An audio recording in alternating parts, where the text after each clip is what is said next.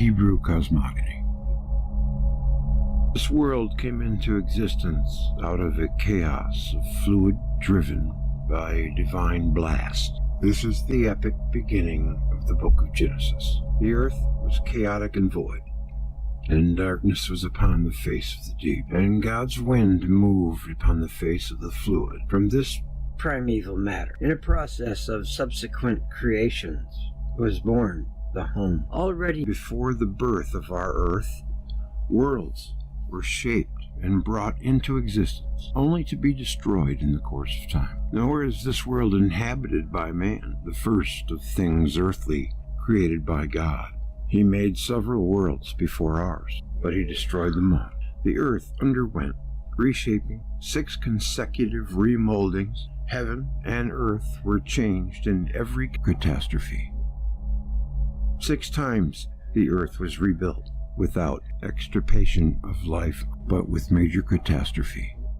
6 ages have passed into the great beyond. This is the 7th creation, the time in which we live. According to another tradition, several heavens were created. 7, in fact. Also, 7 earths were created, the most removed being the 7th, Eres, followed by the 6th, Adama, the 5th, Arka, the 4th, Heraba, the 3rd, Yabasha, the 2nd, Tebel, and our own land called Helit.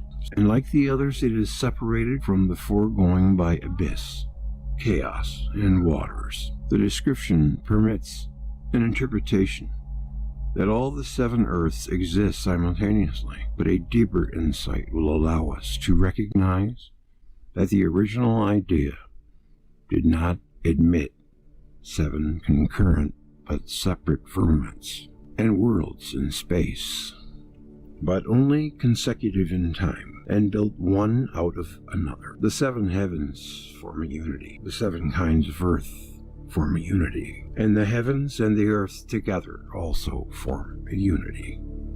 The Hebrew cosmogony, in its true sense, is a conception of worlds built and reshaped with the purpose of bringing creation closer to perfection. The separation of one world from another by abyss and chaos evidently refers to the cataclysms that separated the ages. References: Ginsberg, Legends of the Jews, Philadelphia 1925, Volume 1, 2 and 3. And the notion of a succession of worlds created and destroyed is common to many nations of antiquity. Vicentius Sangermano, quoted by F. Buchanan on the religion and literature of the Burmas, Asiatic Researches 6, page 174. The universe is called by the Burmas Lagha, which signifies successive destruction and reproduction. The Burma writings do not conceive of one world, but of an infinite number, one constantly succeeding another, so that when one is destroyed, another of the same form and structure arises.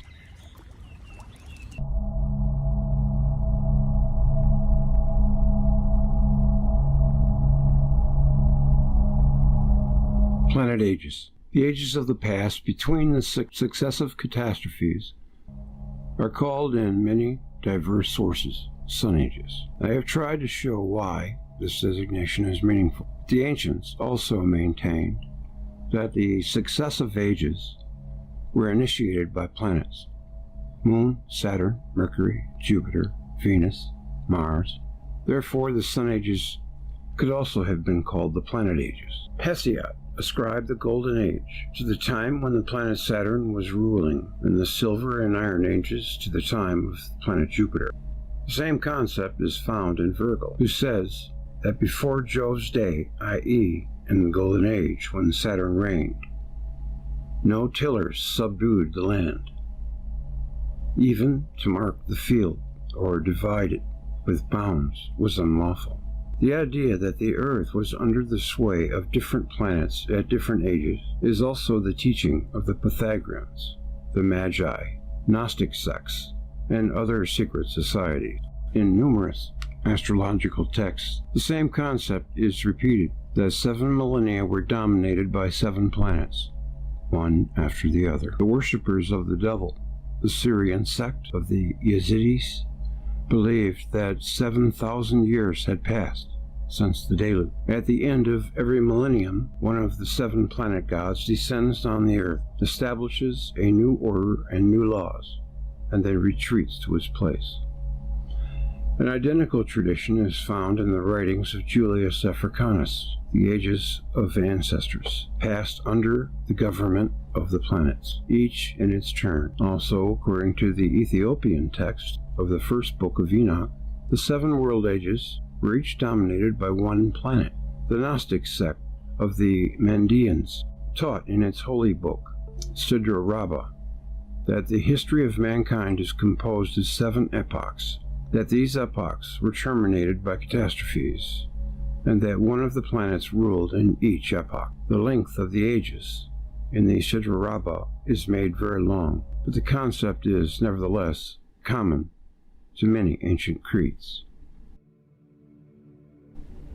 References.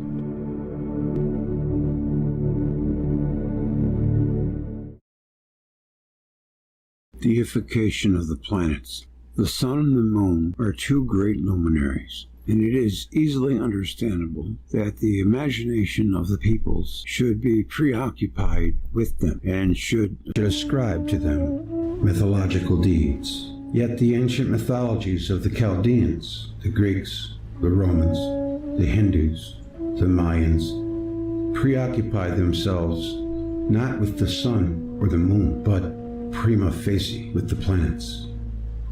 Marduk, the great god of the Babylonians, was the planet Jupiter. So was Ammon of the Egyptians, Zeus of the Greeks, and Jupiter of the Romans. It was much superior to Shamash, Helios, the sun.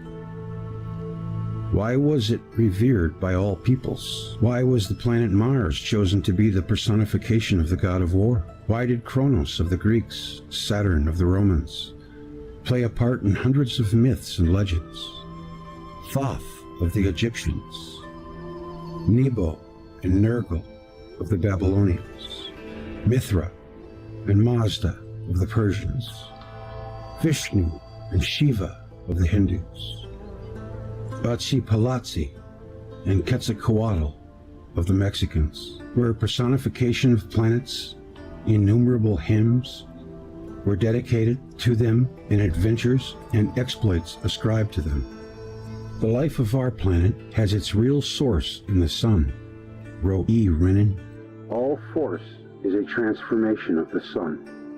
Before religion had gone so far as to proclaim that God must be placed in the absolute and the ideal, that is to say, outside of the world, one cult only was reasonable and scientific, and that was the cult of the sun.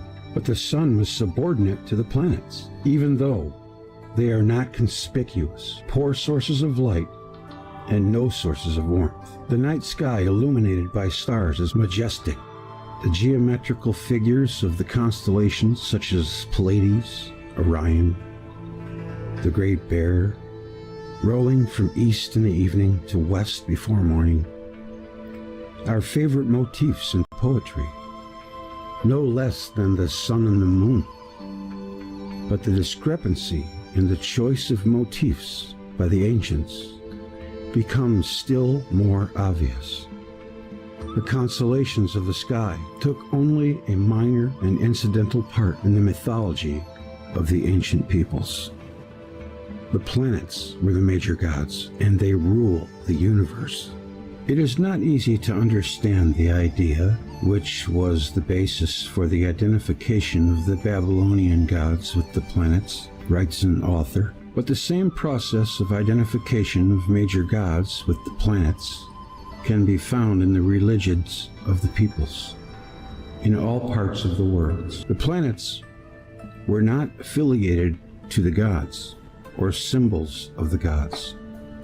They were the gods. In prayers and liturgies, they were invoked as gods.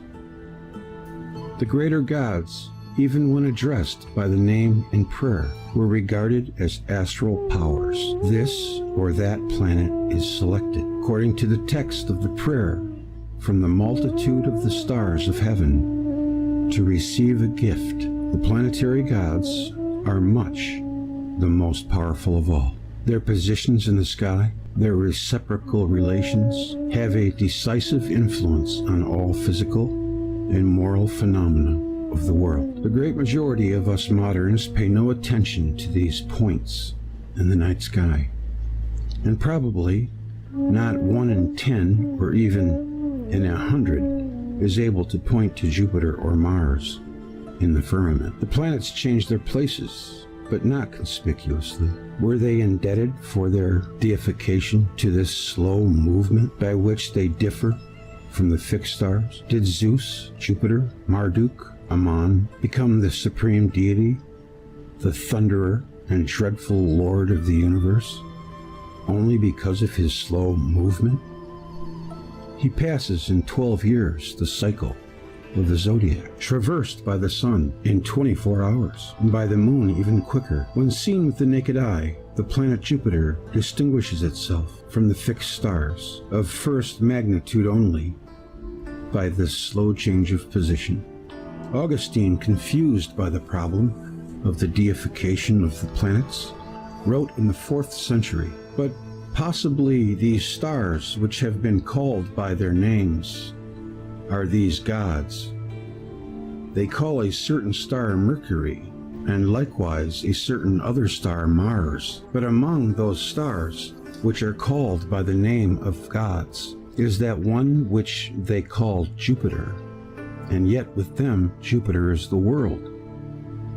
There also is that one they call Saturn, and yet they give him no small property beside, namely all seeds. Mercury, the closest to the sun, is barely visible, being hidden in the sun's rays.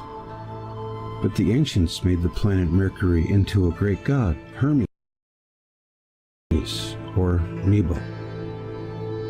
Why was it feared and worshipped? What is there generally in the planets to inspire awe, so as to influence people to build temples for them, to sing liturgies, to bring sacrifices, to narrate legends, and to dedicate to them the domain of science, of war, of agriculture?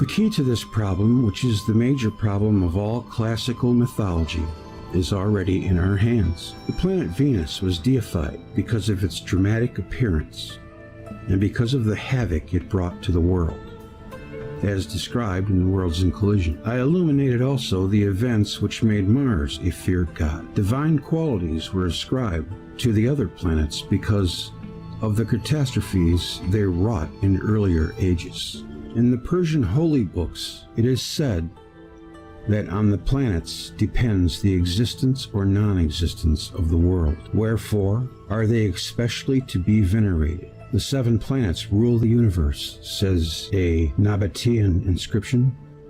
The Greeks and Romans believed that everything is in fact subject to the changes brought about by the revolutions of the stars. The celestial orbs, by their combined movements, are the authors of all that was and is to come. According to ancient Hebrew traditions, there are 7 archangels, each of whom is associated with a planet. The 7 archangels were believed to play an important part in the universal order through their associations with the planets. The reason for the deification of the planets lay in the fact that the planets, only a short time ago, were not faultlessly circling celestial bodies, nor were they harmless. This is also expressed in a Mandean text. How cruel are the planets to stay there and conspire evil in their rage. The planets conspire in rage against us.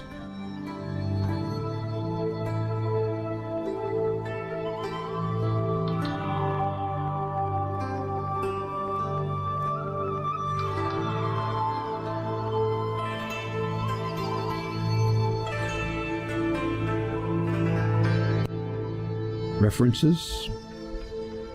These identifications are discussed below, Part 4, Jupiter of the Thunderbolt. That's the chapter I'm about to get into. I've been reading In the Beginning. For ancient planetary worship among the Babylonians, among the Egyptians, 96, L.W. King. I'd like to get a hold of that book. Maybe not, I don't know.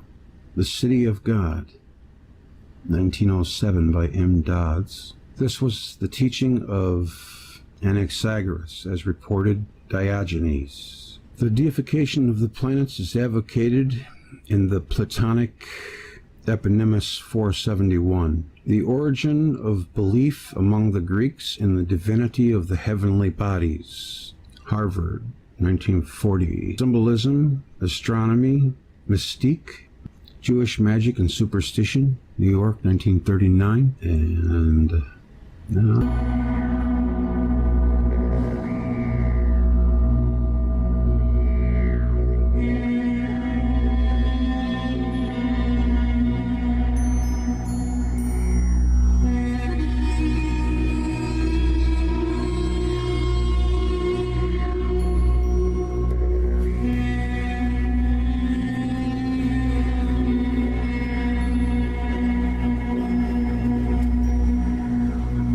Saturn was called the god of seeds, or of sowing, also the lord of field fruits. A deluge destroying much faunal life must have caused a dissemination of plants. In many places, new forms of vegetation must have sprouted from the rich soil fertilized by lava and mud. Seeds were carried from all parts of the globe, and in many instances, because of the change in climate, they were able to grow in new surroundings. The axis of the Earth was displaced, the orbit changed, the speed of rotation altered, the conditions of irrigation became different. The composition of the atmosphere was not the same. Entirely new conditions of growth prevailed. Ovid thus describes the exuberant growth of vegetation following the flood.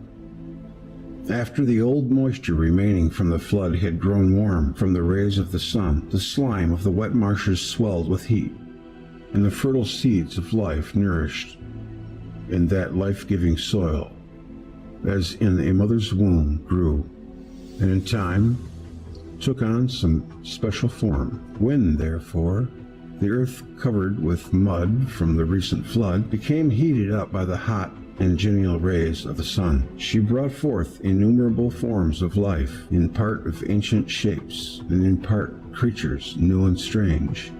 The innumerable new forms of life in the animal and plant kingdoms following the deluge could have been solely a result of multiple mutations. Although this seems a sufficient explanation of why and how Saturn came to be credited with the work of dissemination and mutation, the mention of another possibly should not be omitted. If it is true that the Earth passed through the gases exploded from Saturn, it should not be entirely excluded that germs were carried together with meteorites and gases and thus reached the Earth. The scholarly world in recent years has occupied itself with the idea that microorganisms, living cells or spores, can reach the Earth from interstellar spaces. Carried along by the pressure of light rays, the explosion of a planet is a more likely method of carrying seeds and spores through interplanetary spaces. The new forms of life could be the result of mutations, a subject I have discussed in Earth in a View, but the possibility that seeds were carried away from an exploding planet cannot be dismissed either. Saturn was credited with the introduction of agriculture in Italy. In Greece, Kronos was closely associated with the harvest of grain. Among the Egyptians, it was said that Osiris is seed. In Babylonia, during the festival marking the drowning of Tammuz, grains and plants were thrown upon the waves. The effects of nearby supernovae on the biospheres have been the object of intensive study by geologists in recent years. In an attempt to account for abrupt changes in the history of life on this planet, C.D. Russell and W. Tucker, Supernova and the Extinction of the Dinosaurs, Nature, February 19, 1971. Sudden extinctions were followed by the appearance of new species, quite different from those preceding them in the stratigraphic record. In a relatively brief interval, whole genera were annihilated, giving way to new creatures of radically different aspect, having little in common with the forms they replaced. N.D. Newell, Revolution in the History of Life, Geological Society of America, Special Papers.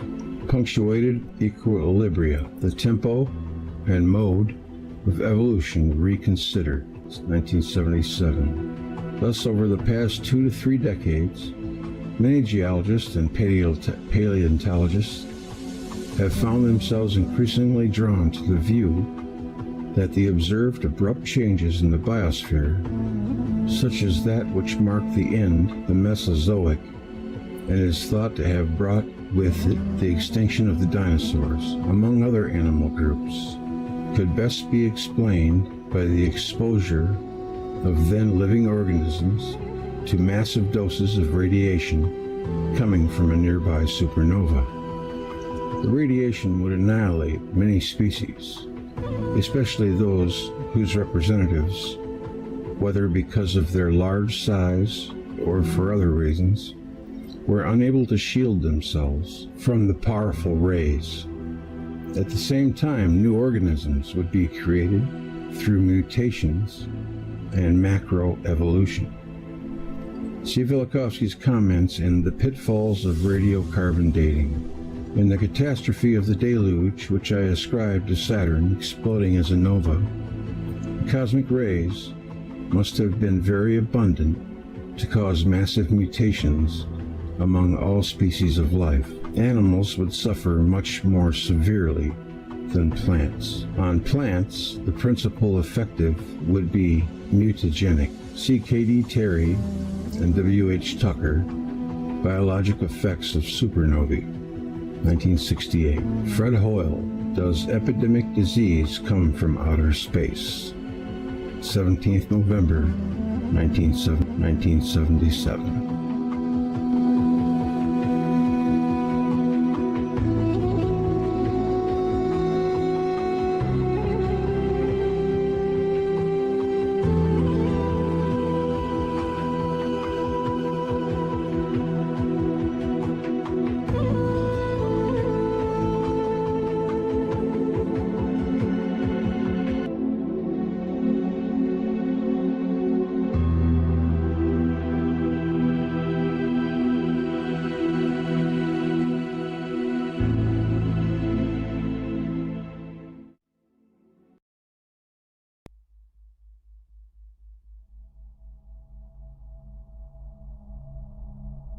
Uranus.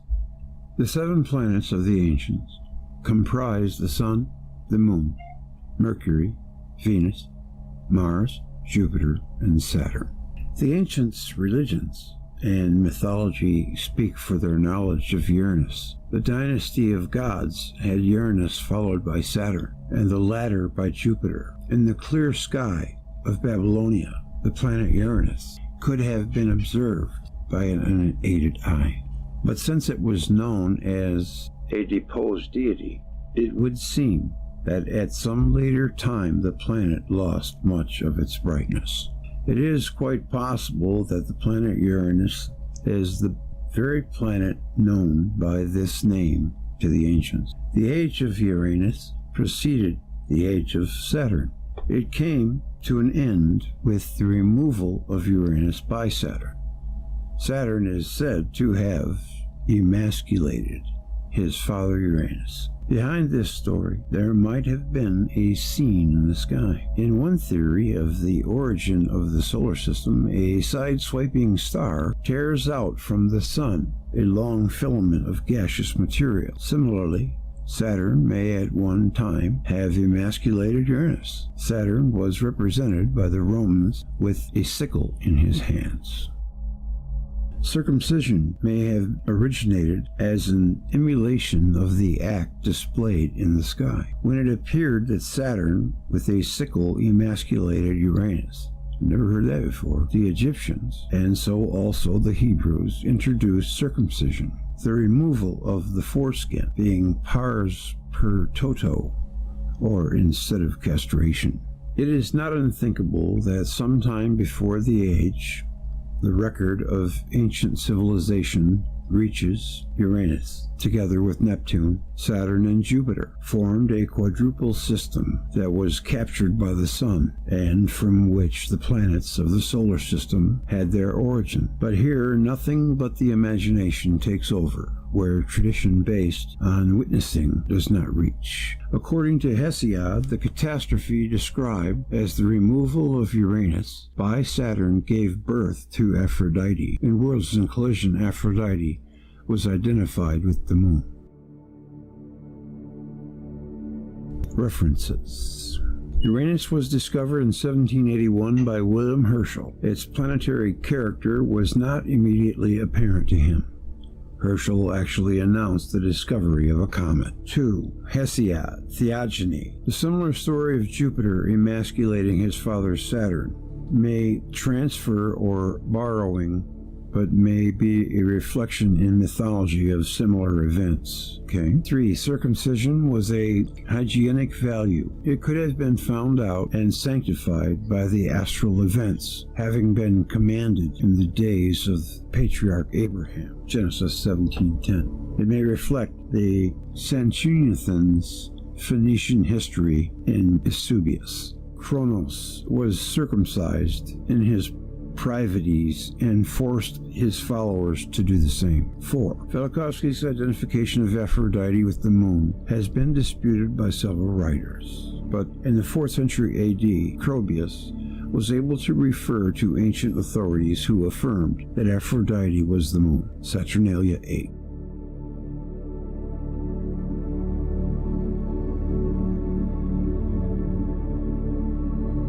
Thanks for listening.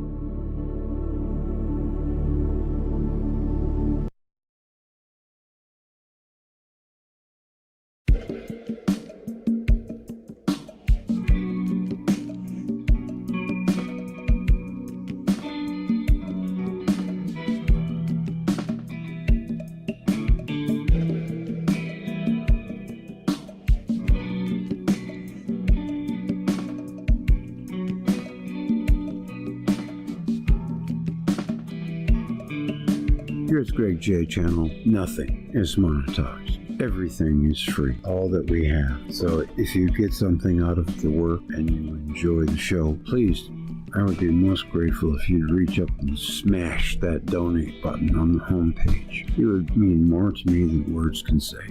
I was going to read comments, but I'm going to save that for the live stream. So I'll be seeing you later. Or I hope to, at least. All right, take care. I'll see you on down the road, not too far.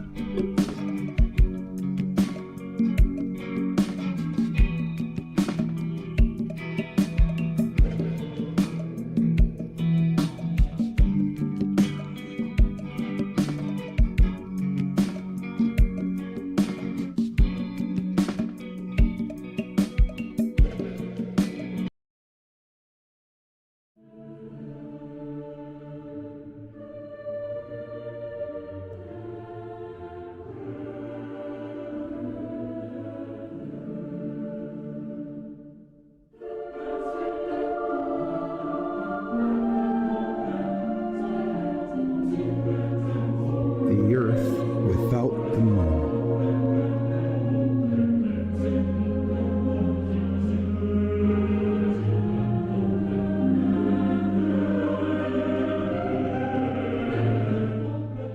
The period when the Earth was moonless is probably the most remote recollection of mankind. Democritus, Anaxagoras, taught that there was a time when the earth was without the moon. Aristotle wrote that Arcadia in Greece, before being inhabited by the Hellenes, had a population of Pelasgians, and there was a moon in the sky above the earth. For this reason they were called Proselines. Apollonius of Rhodes mentioned the time when not all orbs were yet in the heavens, before the Danai and Deucalion races came into existence, and only the Arcadians lived, of whom it is said that they dwelt on the mountains and fed on acorns before there was a moon. Plutarch wrote, in Roman Questions, there were Arcadians of Evander's following, the so-called pre-lunar people. Similarly, wrote Ovid, the Arcadians are said to have possessed their land before the birth of Jove, and the folk is older than the moon. Hippolytus refers to a legend that Arcadia brought forth Pelasgius, of greater antiquity than the moon. Lucian, in his Astrology, says that the Arcadians affirm in their folly that they are older than the moon. Censorinus also alludes to the time in the past when there was no moon in the sky. Some allusions to the time before there was a moon may be found also in the Scriptures. In Job 25:5, the grandeur of the Lord who makes peace in the heights is praised, and the time is mentioned before there was a moon.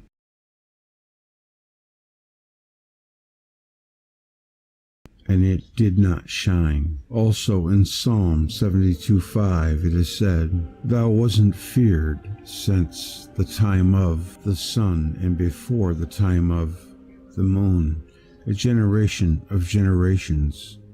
A generation of generations means a very long time. Of course, it is of no use to counter this psalm with the myth of the first chapter of Genesis, a tale brought down from exotic and later sources.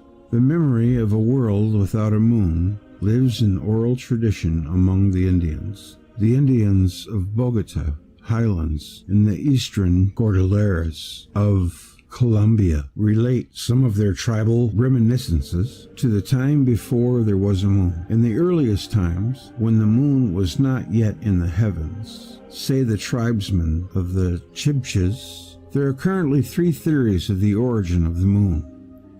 1. The moon originated at the same time as the earth, being formed substantially from the same material, aggregated and solidifying. 2. Was formed not in the vicinity of the earth, but in a different part of the solar system, and was later captured by the earth. 3. The moon was originally a portion of the terrestrial crust, and was torn out, leaving behind the bed of the Pacific. All 3 theories claim the presence of the moon on an orbit around the earth for billions of years. Mythology may supply each of these views with some support. Genesis 1, for the first view. The birth of Aphrodite from the sea, for the third view. Aphrodite's origin in the disruption of Uranus, and also the violence of sin, the Babylonian moon, seems to support the second view. Since mankind on both sides of the Atlantic preserved the memory of a time when the earth was without a moon, the first hypothesis, namely of the moon originating simultaneously with the earth and in its vicinity, is to be excluded, leaving the other 2 hypotheses to compete between themselves. We have seen that the traditions of diverse peoples offer corroborative testimony to the effect that in a very early age, but still in the memory of mankind, no moon accompanied the earth. Since human beings already peopled the earth, it is improbable that the moon sprang from it. There must have existed a solid lithosphere, not a liquid earth. Thus, while I do not claim to know the origin of the moon, I find it more probable that the moon was captured by the Earth. Such an event would have occurred as a catastrophe. If the moon's formation took place away from the Earth, its composition may be quite different.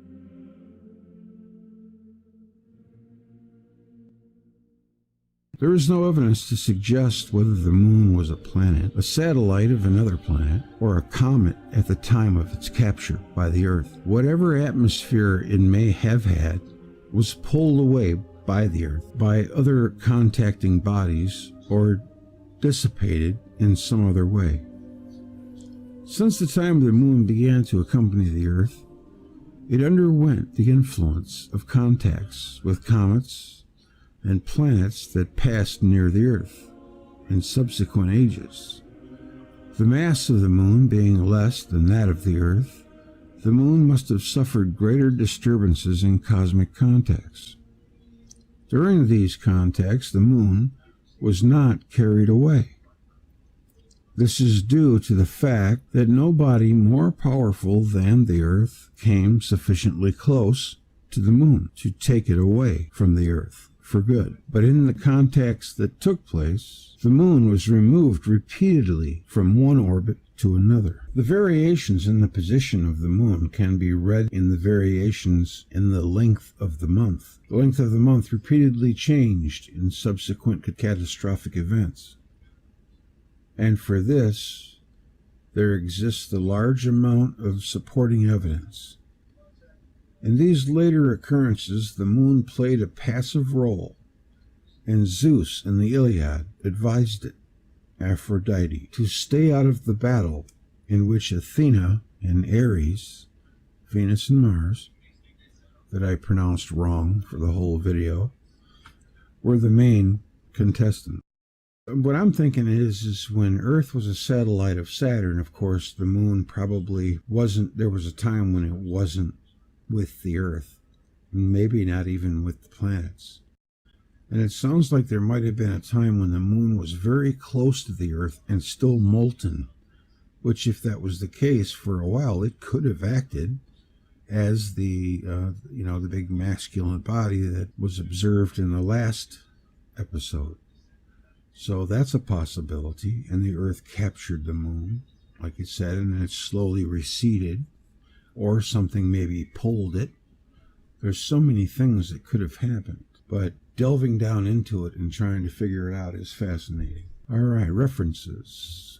Hippolytus, Refutatio Omnium Heresium VE. Aristotle FR, 591 ed. V. Plutarch, Moralia, translated by F.C. Babbitt, section 76. Fasti, translate by Sir J. Fraser, 290. Refutatio Omnium Heresium VE. Lucian Astrology, translated by A.M. Harmon, 1936. Liber de Natali 19, also Scholium on Aristophanes' Clouds, line 398. Ed von Humboldt, VUEs Des. Cordy years 1816, English translate researches concerning the institutions and monuments of the ancient inhabitants of America, 1814, Volume 1, p. 87, cf. H. Fisher, in Mondana Weld, 1930. In addition to the sources cited above, the Nihongi Chronicles of Japan, Transactions, proceeding on the Japanese Society, which recount how heaven and earth produced the moon god. The Kalevala of the Fens recalls a time when the moon was placed in orbit. Cf. The effects of such an event on the Earth's rotation calculated by H. Gerstenkorn in Zeitschrift für Astrophysik 36, 1955, p. 245, Renius. Two alternatives for the history of the moon, Science 165, 1969, S.F. Singer and L.W. Banderman. Where was the moon formed? Science, 1970. The moon was formed independently of the Earth and later captured, presumably by a three-body interaction, and these events were followed by the dissipation of the excess energy through tidal friction in a close encounter. More recently, a study of lunar paleotides has shown that the moon could not have been formed in orbit around the Earth. A.J. Anderson, Lunar Paleotides, and the Origin of the Earth-Moon System. The Moon and the Planets, 1978. Because of a certain degree of instability in the Sun-Earth-Moon system, the planetary origin and capture of the Moon by the Earth becomes a strong dynamic possibility. R. Mackenzie and Sebehe. Forget it. Stability of the Sun-Earth-Moon system. The Astronomical Journal, 1977. Cf. U. B. Cherniak on recent lunar atmosphere, Nature, 273, the 15th of June, 1978, pp. 497. The author found strong theoretical evidence of a considerable atmosphere on the Moon during the greater part of its history. Yeah, I remember reading about that before. I think it's trying to grow one now. Wow, that was a longer reference than the article.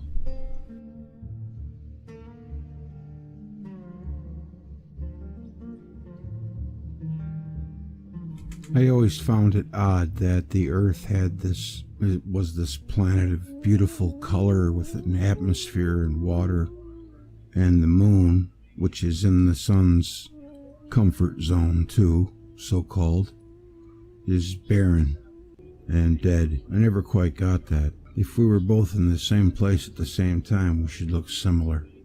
I like going through the references.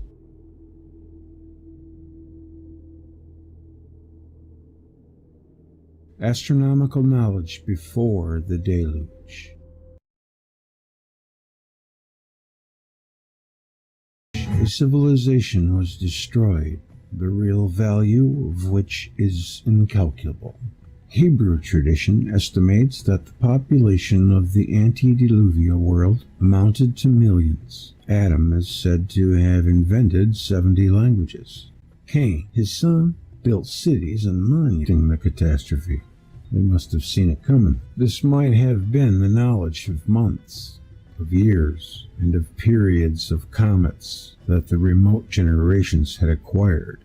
It was in the celestial harmony and disharmony that the secrets of the upheavals were conceived to lie. The science about the times in which calamity could return and fall on our earth was cultivated among populations that had a vivid their discoveries on for all the 243 years during which the influence of Enoch prevailed. In the story of Enoch's ascension, it is said that he predicted the disaster. Enoch was driven into the sky by a fiery chariot driven by fiery chargers. That's interesting. The days thereafter, the kings who had turned back sent messengers to inquire into the fate of the men who had refused to separate themselves from Enoch, for they had noted the number of them. They found stone and great hailstones in the spot from where Enoch had risen. What was that all about? When they removed the stones, they discovered all of the bodies who had remained with Enoch. He alone was not among them. He was high in heaven. What the Agata means to tell is that a human being, and one gifted with the greatest wisdom concerning the heavenly bodies and their order, was brought away in a fiery storm which killed many, brought snow and meteorites, and which had been predicted by the one who disappeared. Some exact knowledge of the revolution of the bodies in the sky is ascribed here to the antediluvian generations. It is said that the real period of grace endured not for 7 days, but for 120 years. During this time, the flood was over mankind as a threat. Sanhedrin 108b. Josephus, Antiquities of the Jews, 2. 8. Borrowed by Yasher Bereshit.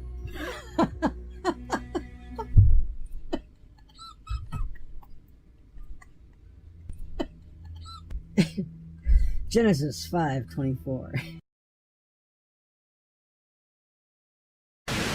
Live in Hernando, Mississippi, where there's been spottings of a cougar and away from where a local man rolled his cell phone video on what some say is a cougar. Right back with a lot of reports. Look at this picture here of the face on Mars, the left side. What does that look like to you? Kind of looks like a lizard to me. You see the lizard eye there, the slit? That's digital. And then they switch it over to analog and you get this. It's kind of weird.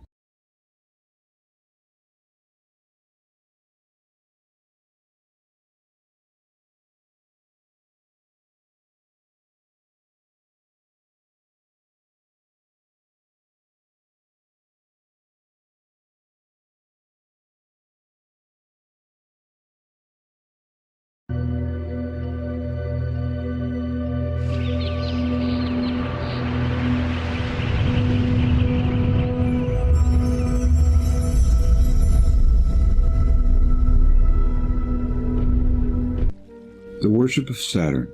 Saturn, so active in the cosmic changes, was regarded by all mankind as the supreme god. Seneca says that Epigenes, who studied astronomy among the Chaldeans, estimate that the planet Saturn exerts the greatest influence upon all the movements of celestial bodies. On becoming a nova, it ejected filaments in all directions, and the solar system became illuminated, as if by 100 suns. It subsided rather quickly and retreated into faraway regions. Peoples that remembered early tragedies enacted in the sky by the heavenly bodies asserted that Jupiter drove Saturn away from its place in the sky. Before Jupiter, Zeus became the chief god. Saturn, Kronos, occupied the celestial throne. In all ancient religions, the dominion passes from Saturn to Jupiter.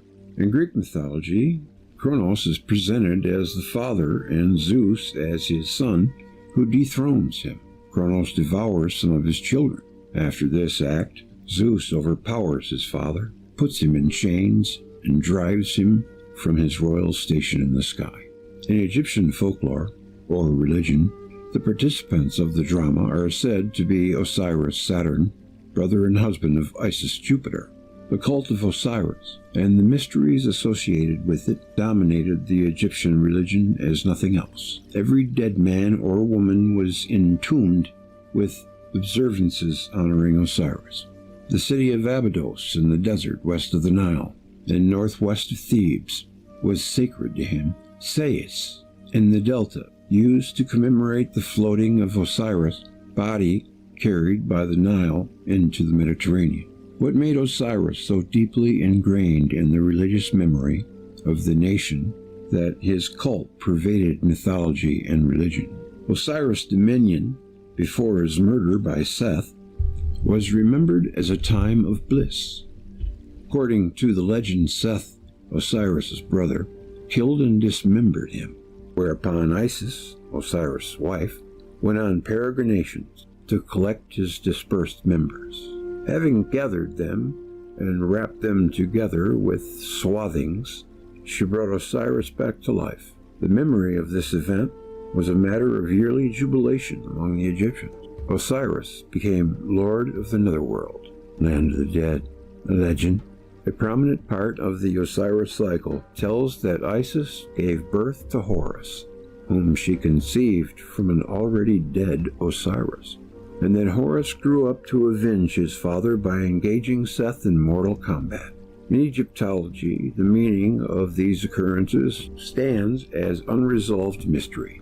The myth of Osiris is too remarkable and occurs in too many divergent forms not to contain a considerable element of historic truth, wrote Sir Alan Gardner, the leading scholar in these fields. But what historical truth is it?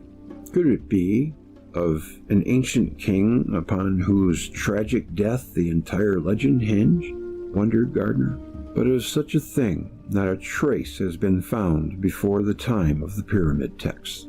And in these texts, Osiris is spoken of without end. There he appears as a dead god, or king, or judge of the dead. But who was Osiris in his life? Asked Gardner. At times, he is represented to us as the vegetation which perishes in the floodwater, mysteriously issuing from himself. He is associated with brilliant light. After a life of studying Egyptian history and religion, Gardner confessed that he remained unaware of whom Osiris represented or memorialized. The origin of Osiris remains for me an unsolvable mystery, nor could others in his field help him find an answer. The Egyptologist John Wilson wrote that it is an admission of failure that the chief cultural content of Egyptian civilization, its religion, its mythological features, again and again narrated and alluded to in text and represented in statues and temple reliefs, is not understood. The astral meaning of Egyptian deities was not realized, and the cosmic events their activities represent were not thought of. The prophet Ezekiel in the Babylonian exile had a vision, the likeness of a man, but made of fire and amber, who lifted him by the lock of his hair and brought him to some darkened chamber where the ancients of the house of Israel, with censers in their hands, were worshipping idols portrayed upon the wall round about. Then the angel of the vision told him, "Thou shalt see greater abominations that they do." And he brought the prophet to the door of the gate of the Lord's house, and behold, there sat women weeping for Tammuz. Next, he showed him in the inner court of the Lord's house, with their back toward the temple of the Lord and their faces toward the east, and they worshipped the sun toward the east. The worship of the sun and the planets was decried by Jeremiah, a contemporary of Ezekiel. But what was this weeping for Tammuz? Tammuz was a Babylonian god, one of the months of the year, approximately coinciding with July, in the summer, was named in his honor. By this very name it is known in the present-day Hebrew calendar. Tammuz was the god that died and was taken and was then hidden in the underworld.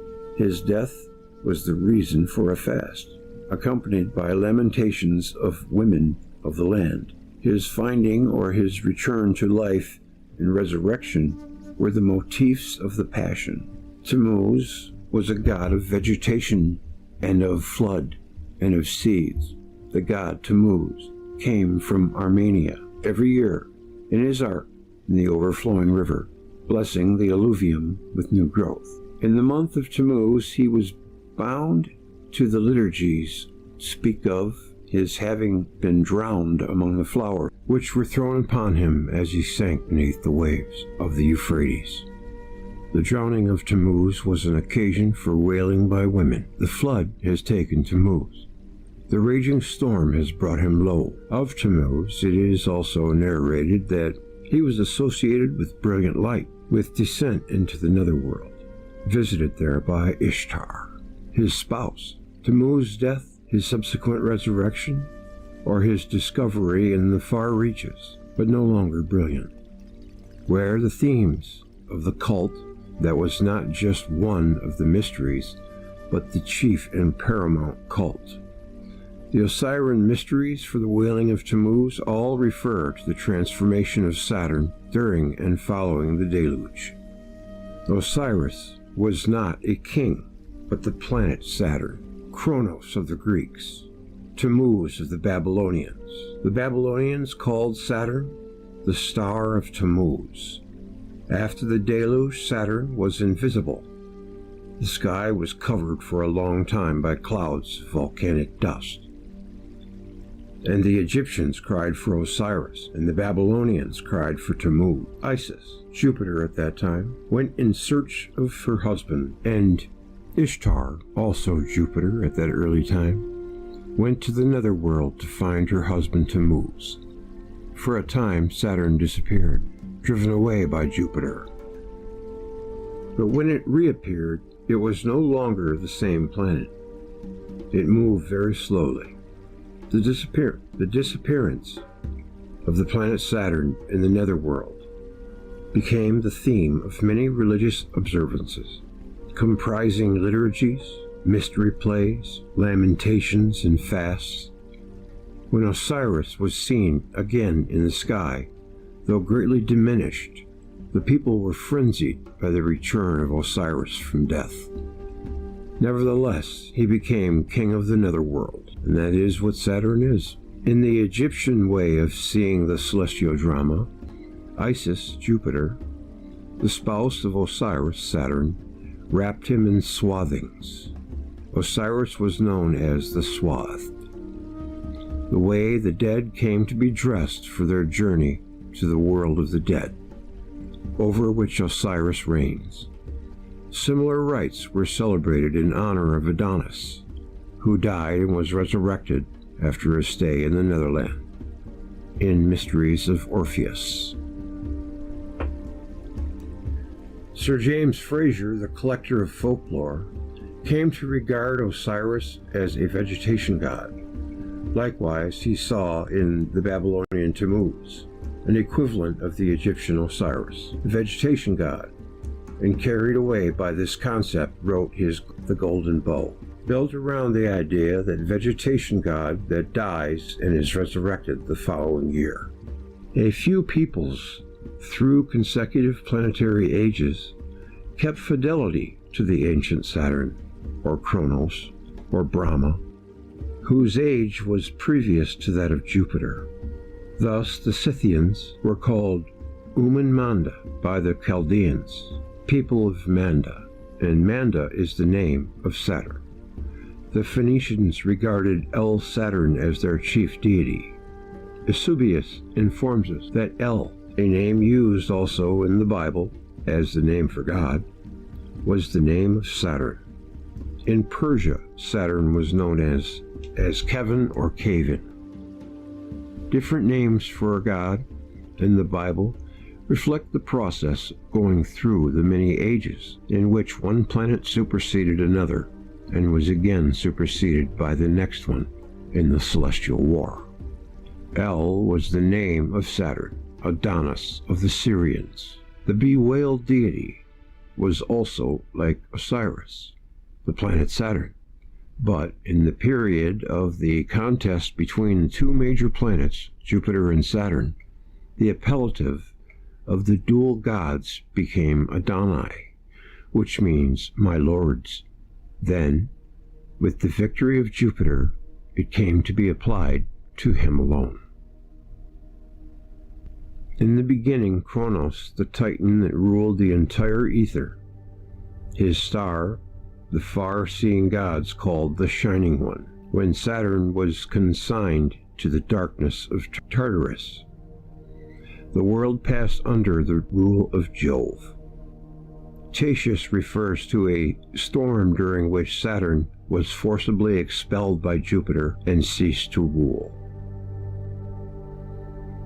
The connection of Osiris with water or flood water is frequently stressed both by the native Egyptian sources and in reports by classical and early Christian authors. Plutarch wrote that the Nile is the most principle and power, that the Nile is the efflux of Osiris, and that Osiris is Oceanus.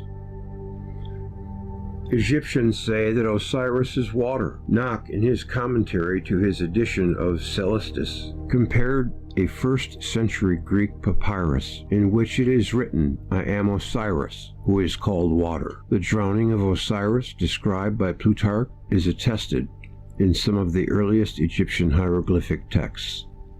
That Brahma is Saturn was understood by Velikovsky as long ago as the early 1940s, though he did not publish the idea until 1974, in the text of his lecture before the American Association for the Advancement of Science Symposium, so they did know about it. See Pense 7, 1974. Pense was a magazine that used to bi-monthly, I think, or I'm not sure about how often it came out.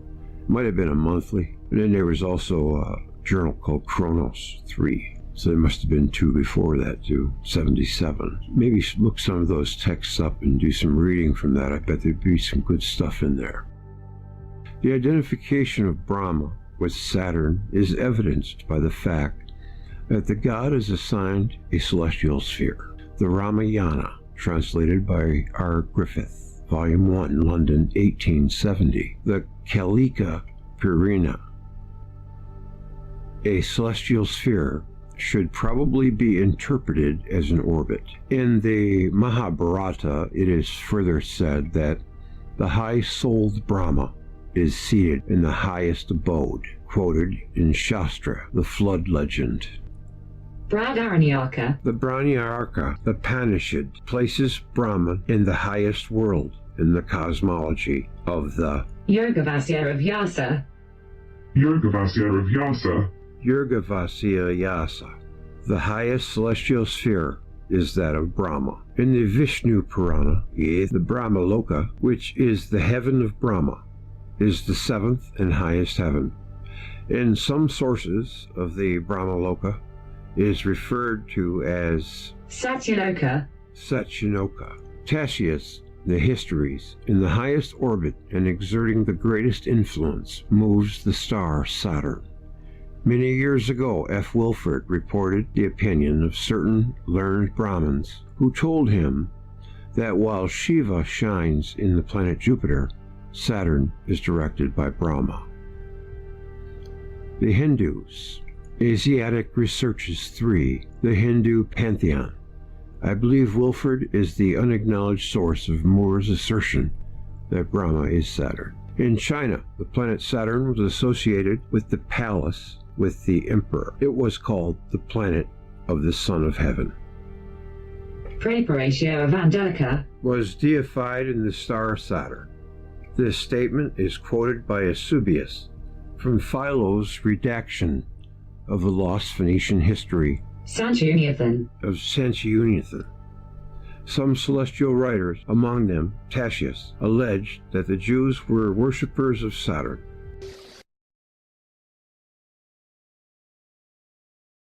Explained the white crown of Egypt and the rest of these things that he showed us, all from mythology, all from thousands of years ago.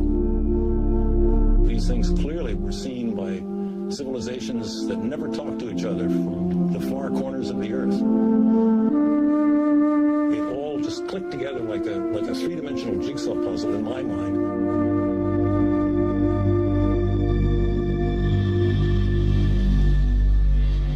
A breakthrough for me came when I realized that many different cultures spread around the world use different words, different symbols, different myths to describe precisely the same formations in the sky. The Ouroboros, or celestial serpent biting its tail, for example, occurs on every habitable continent, but it has no ties to the world we now observe. Like all of the archetypes, it is part of an alien sky. A cosmic column rising to the center of the sky, holding aloft the wheel of heaven. And much more than a wheel, because this was the revolving cosmic temple, the city of the gods, the kingdom of heaven, always resting on the cosmic column.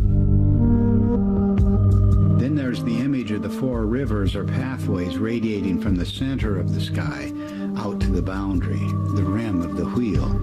The simplest forms lead you invariably to the full story of world mythology. The hero's journey unfolds as the story of the wheel's axle. The mother goddess finds her identity in the star at the summit, the hub and spokes of the wheel.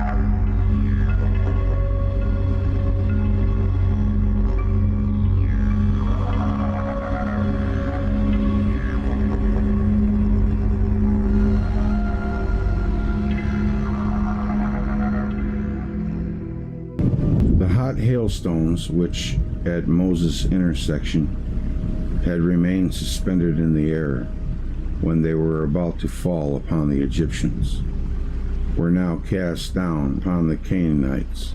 These words mean that a part of the meteorites of the cometary train of the days of Exodus remained in the celestial sphere for about 50 years, falling in the days of Joshua and in the valley of Beth Horon. On the same afternoon when the sun and the moon stood still for the length of a full day, the language of the Talmud and the Midrash suggests that the same comet returned after some 50 years. Once more it passed very close to the Earth. This time, it did not reverse the poles of the Earth. It kept the terrestrial axis tilted for a considerable length of time. Again, the world was, in the language of the rabbis, consumed in the whirlwind, and all the kingdoms tottered. The earth quaked and trembled from the noise of thunder. Terrified mankind was decimated once more, and carcasses were like rubbish in this day of anger. On the day when this took place on the earth, the sky was in confusion. Stones fell from the heavens. Sun and moon stopped in their paths, and a comet must also have been seen. Habakkuk describes the portent in the sky on that memorable day when, in his words, the sun and the moon stood still in their habitation. It had the form of a man on a chariot drawn by horses, and was regarded as God's angel. In the King James Version, the passages read, "His glory covers the heaven. His brightness was light. He had horns coming out of his hand. Burning coals went forth at his feet. He drove asunder the nations. Everlasting mountains were scattered. Was thine anger against the rivers? Was thy wrath against the sea? And thou didst ride upon thine horses, and thy chariots of salvation? Thou didst cleave the earth with rivers. The mountains saw thee, and they trembled. The overflowing of the water passed by. The deep uttered his voice. The sun and the moon stood still in their habitation. At the light of thy arrows they went, at the shining of thy glittering spear. Thou didst march through the land of indignation. Thou didst thresh the heathen in anger. Thou didst walk through the sea with thine horses, through the heap of deep waters. Since the text of the scriptures have, for some psychological reason, rooted in the readers the quality of being easily misread, misunderstood, or misinterpreted, I give also some of the passages of the 3rd chapter of Habakkuk in another modernized reading. The friction of displaced strata and magma must have set the world on fire. The world burned. The Greek story of PHAETHON will be introduced here because of the interpretation heard by Solomon during his visit to Egypt.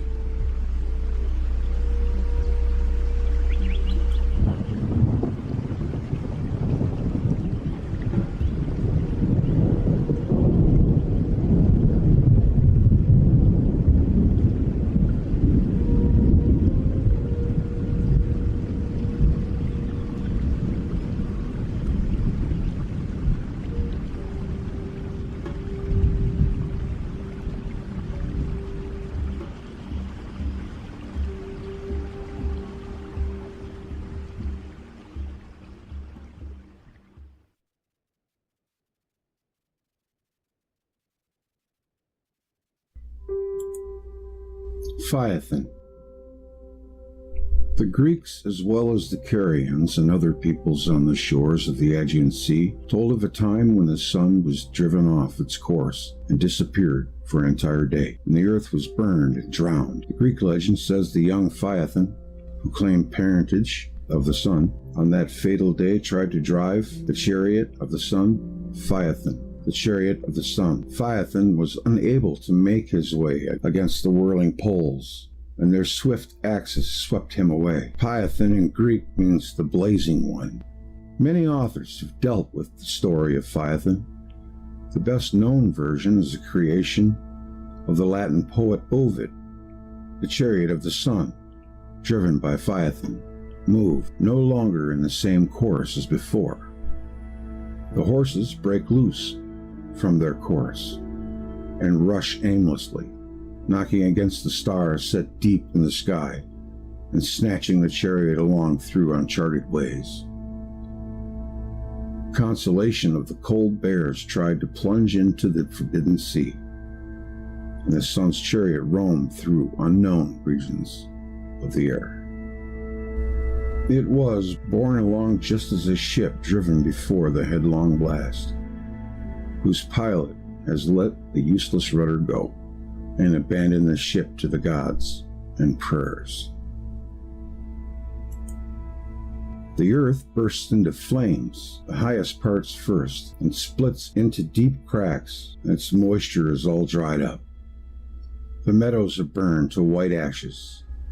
Trees are consumed, green leaves and all, and the ripe grain furnishes fuel for its own destruction. Great cities perish with their walls, and the vast conflagration reduces whole nations to ashes. The woods are ablaze with the mountains. Etna is blazing boundlessly, and the twin-peaked Parnassus, nor does it chilling climb save Scythia, Caucasus burn. In the heaven-piercing Alps, the cloud-capped Apennines, the scorched cloud belched forth smoke. PHAETHON seized the earth aflame. He can no longer bear the ashes of the whirling sparks. Was completely shrouded in dense hot smoke. In this pitchy darkness, he cannot tell where he has been or whither he is going. It was then, as men think, the people of Ethiopia became black-skinned. Since the blood was drawn to the surface of their skin by the intense heat. Then also Libya became a desert, for the heat dried up her moisture. The Don's waters steamed. Babylonian, Euphrates, and the Ganges. Faces Danube, Alpheus boil.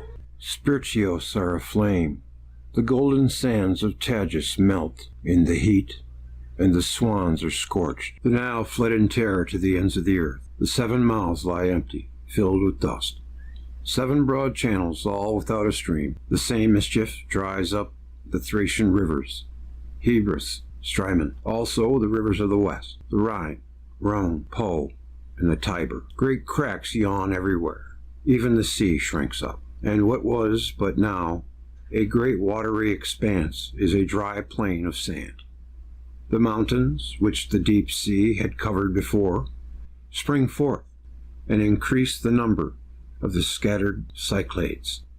How could the poets have known that a change in the movement of the sun across the firmament must cause a world conflagration, blazing of volcanoes, boiling of rivers, disappearance of seas, birth of deserts, emergence of islands, if the sun never changed its harmonious journey from sunrise to sunset?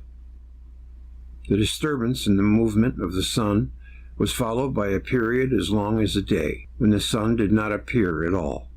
Ovid continues, if we are to believe the report, 1 whole day went without the sun, but the burning world gave light. A prolonged night in one part of the world must be accompanied by a prolonged day in another part. In Ovid, we see the phenomenon related to the book of Joshua, but from another longitude. This may stimulate surmise as to the geographical origin of the Indo-Iranian or Carian migrant to Greece. The globe changed the inclination of its axis. Latitudes change, too. Ovid ends the description of the world catastrophe contained in the story of Phaethon, causing all things to shake with her mighty trembling.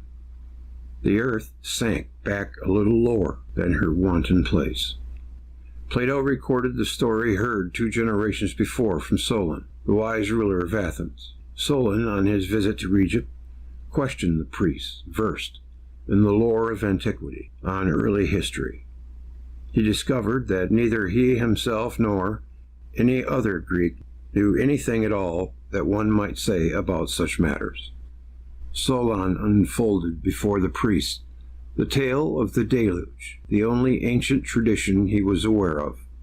One of the priests, an old man, said, "There have been and there will be many and diverse destructions of mankind, of which the greatest are by fire and water, and lesser ones by countless other means. For in truth the story that is told in your country as well as ours, how once upon a time Phaethon, son of Helios, yoked his father's chariot, and because he was unable to drive it along the course taken by his father, burnt up all that was upon the earth, and himself perished by a thunderbolt.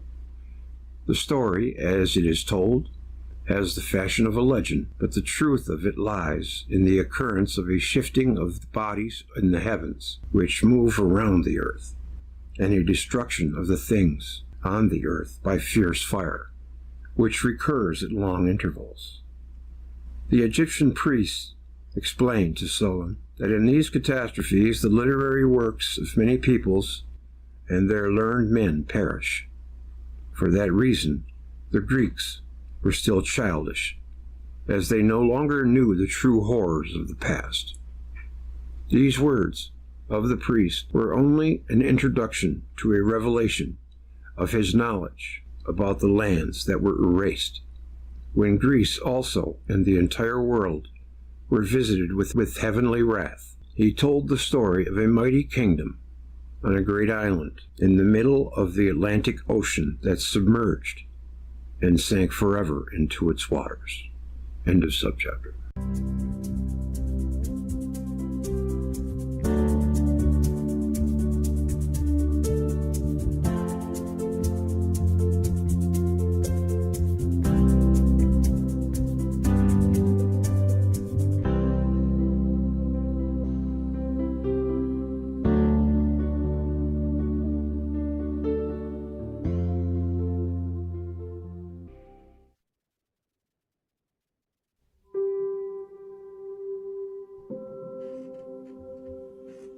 Atlantis.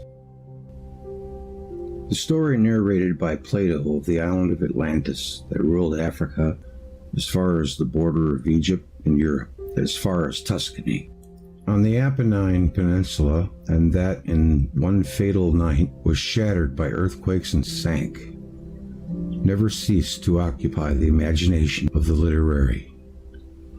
Strabo and Pliny thought that the story of Atlantis was an illusion of the elderly Plato, but to this day the tradition, as received by Plato, as revived by Plato, has not died. Poets and novelists have exploited the story freely. Scientists have done so with caution. An incomplete catalog of the literature on Atlantis in 1926 included 1,700 titles. Although Plato said clearly that Atlantis was situated behind the Pillars of Hercules, Gibraltar, in the Atlantic Ocean, as is also indicated by the name of the island. Travelers and other guessers have placed Atlantis in all parts of the world, even on dry land, as for example in Tunisia, Palestine, South America, Ceylon, Newfoundland, and Spitsbergen have also been considered. This was due to the fact that traditions of inundations and submersion of islands exist in all parts of the world. Plato set down what Solon had heard in Egypt from the learned priests. The Atlantic Ocean there was, at that time, navigable, for in front of the mouth, which you Greeks call, as you say, the Pillars of Hercules, there lay an island which was larger than Libya and Asia Minor together, and it was possible for travelers of that time to cross from it to the other islands, and from the islands to the whole of the continent, over against them, which encompasses that veritable ocean. Yonder is a real ocean, and the land surrounding it may most rightly be called, in the fullest and truest sense, the continent. Now in this island of Atlantis there existed a confederation of kings, a great and marvelous power. which held sway over all the island and over many other islands also in parts of the continent. And moreover, of the lands here within the straits, they ruled over Libya as far as Egypt and over Europe as far as Tuscany. In the 19th century, ships sailed the Atlantic Ocean to explore its bed in search of Atlantis. And before the Second World War, scientific societies existed for the sole purpose of exploring the problem of the sunken island. Much speculation was offered, not only on the whereabouts of Atlantis, but also on the cultural achievements of its inhabitants. Plato, in another work of his, Critias, wrote a political treatise, and as no real place in the world could have been the scene of his utopia, he chose for that purpose the sunken island. Modern scholars, finding some affinity between American and Egyptian and Phoenician cultures, think that Atlantis may have been the intermediary link. There is much probability in these speculations. If they are justified, Crete, a maritime base of carrion navigators, may disclose some information about Atlantis as soon as the Cretan scripts are satisfactorily deciphered. I wonder if that's where the word Cretan comes from. As of right now, 2018, I haven't heard anything about it. I have to look into that. One point in Plato's story about the submersion of Atlantis requires correction. Plato said that Solon told the story to Critias the elder, and that the young Critias, Plato's friend, heard it from his grandfather when he was a 10-year-old boy.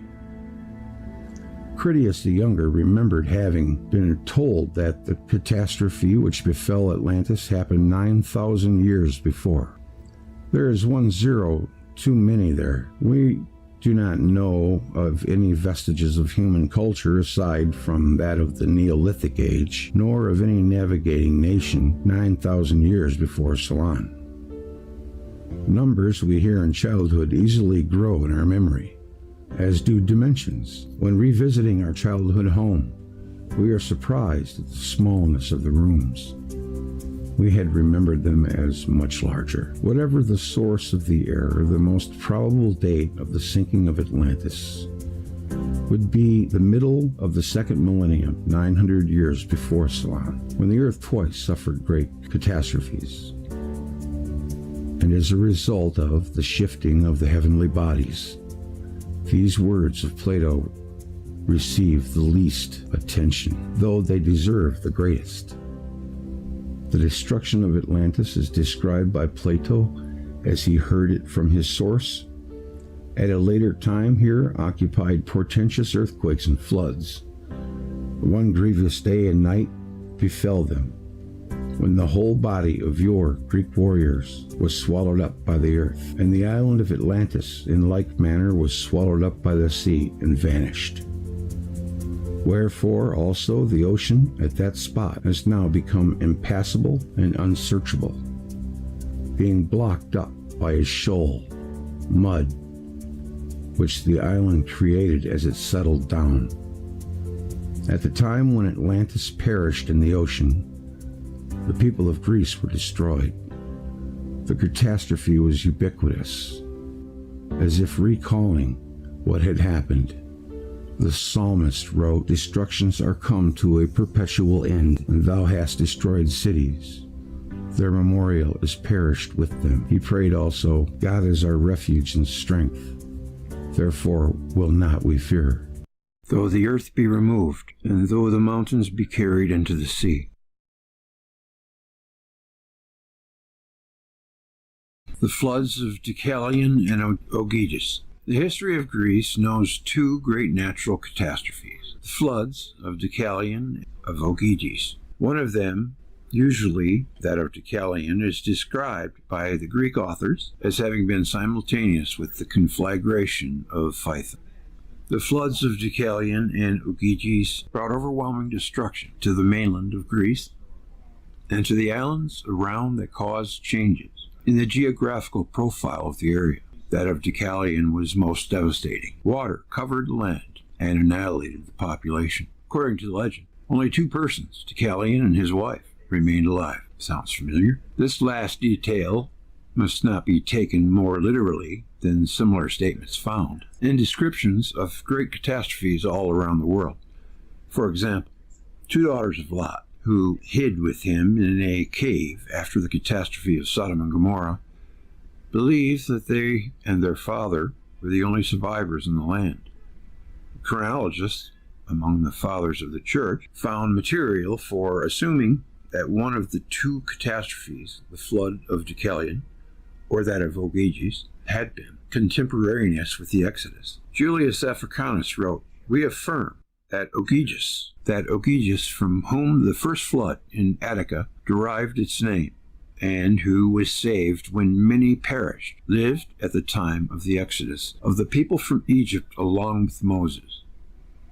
He further expressed his belief in the coincidence. I wonder why he would do that. What would inspire him to write that? And how would he know? He further expressed his belief in the coincidence of the catastrophe of OGYGES and the one that occurred in Egypt in the days of the Exodus, in the following words: Passover and the Exodus of the Hebrews from Egypt took place, and also in Attica the flood of OGYGES. And that is according to reason. For when the Egyptians were being smitten in the anger of God with hail and storms, it was only to be expected that certain parts of the earth should suffer with them. Eusebius placed the flood of Deucalion and the conflagration of PHAETHON in the 52nd year of Moses' life. Augustine also synchronized the flood of Deucalion with the time of Moses. He assumed that the flood of OGYGES took place earlier.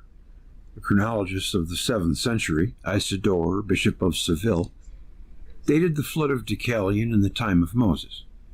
Chronologists of the 17th century likewise calculated that the flood of Deucalion took place in the time of Moses.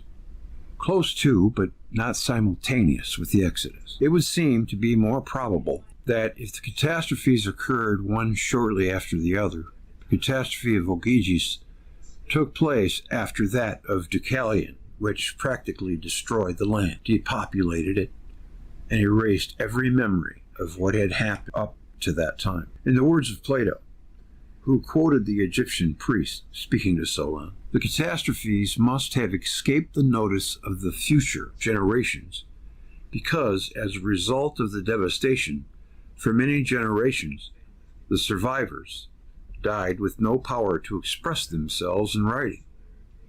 The memory of the catastrophe of OGYGES would have vanished in the catastrophe of Deucalion if OGYGES had preceded Deucalion. Apparently, the truth is with those who place the catastrophe of Deucalion in the days of Exodus. But those who reckoned that OGYGES was a contemporary of Moses were also correct, except that Moses did not live until the flood of OGYGES. It took place in the days of Joshua. In commemoration of the Deucalion flood, the people of Athens observed a feast in the month of Anthestria, which is a spring month. The feast was called Anthestria on the 13th of the month, the main day of the feast. Honey and flour were poured into a fissure in the earth as a sacrifice. The date of this ceremony, the 13th day of Anthestria in the spring, is revealing if we remember what was said in the section entitled 13. It was on the 13th day of the spring month of Eve that the great planetary contact occurred, which preceded by a few hours the exodus of the Israelites from Egypt. Isn't that amazing? The offering of honey and flour as the main ceremony of the feast is also revealing if we recollect that manna, or heavenly corn, tasting like honey, fell on the earth after the contact of the earth with a celestial body. So first it drops honey, and then it drops acid. To the province of the name Deucalion, scholars admit it is not known for the name of the person of OGYGES. We have some concrete information. Although OGYGES was a king, the Greek annalists who wrote of the flood of OGYGES as one of the outstanding events of the past of their country, at the same time did not know anything about a king of that name in Greece. Who was OGYGES? We can solve this problem. When the Israelites under Moses approached the border of Moab, I'm thinking he's a giant. Balaam and his blessings of Israel used these words. His king shall be higher than Agag. Agag must have been the most important king of that time in the area around the eastern Mediterranean. Seems to me I remember that giants were given the name Agag at some point. In my reconstruction of ancient history, I shall put forward proofs that the Amalekite king Agag I was identical with the Hyksos king, whose name the Egyptologists tentatively read Apop I, and who, a few decades after the invasion of Egypt by the Amu, Hyksos, laid the foundation of Thebes, the future capital of the new kingdom in Egypt. In conformity with this assertion, I can point to the fact that Greek tradition, which does not know of any activities of King OGYGES in Attica, occasionally places the domicile of OGYGES in Egyptian Thebes, and Acilius calls Thebes of Egypt the Ogygian Thebes to differentiate it from the Greek Thebes in Boeotia. OGYGES is also credited with the founding of Thebes in Egypt. Agag was a contemporary of the aging Moses. He was a ruler who in his time had no equal in the region bordering the eastern Mediterranean, a catastrophe in the time of Joshua, successor to Moses, was called by his Agag's name.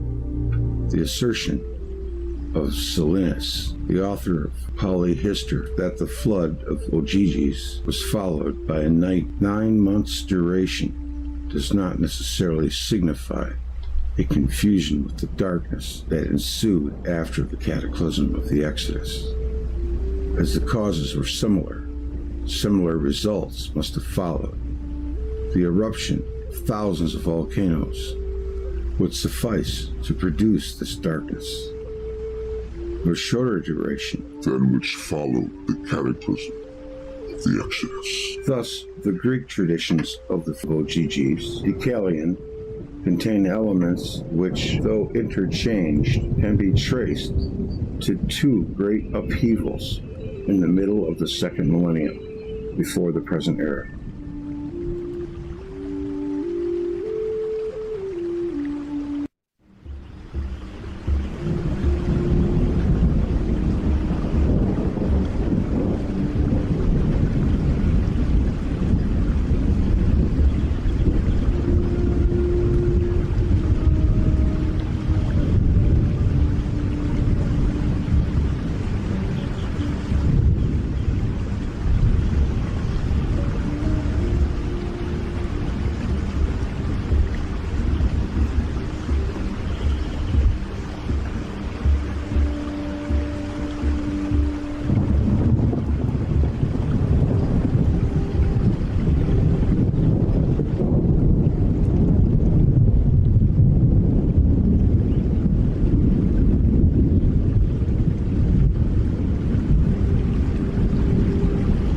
Velikovsky's warning rings truer than ever. Just as Velikovsky says, are we not in a predicament?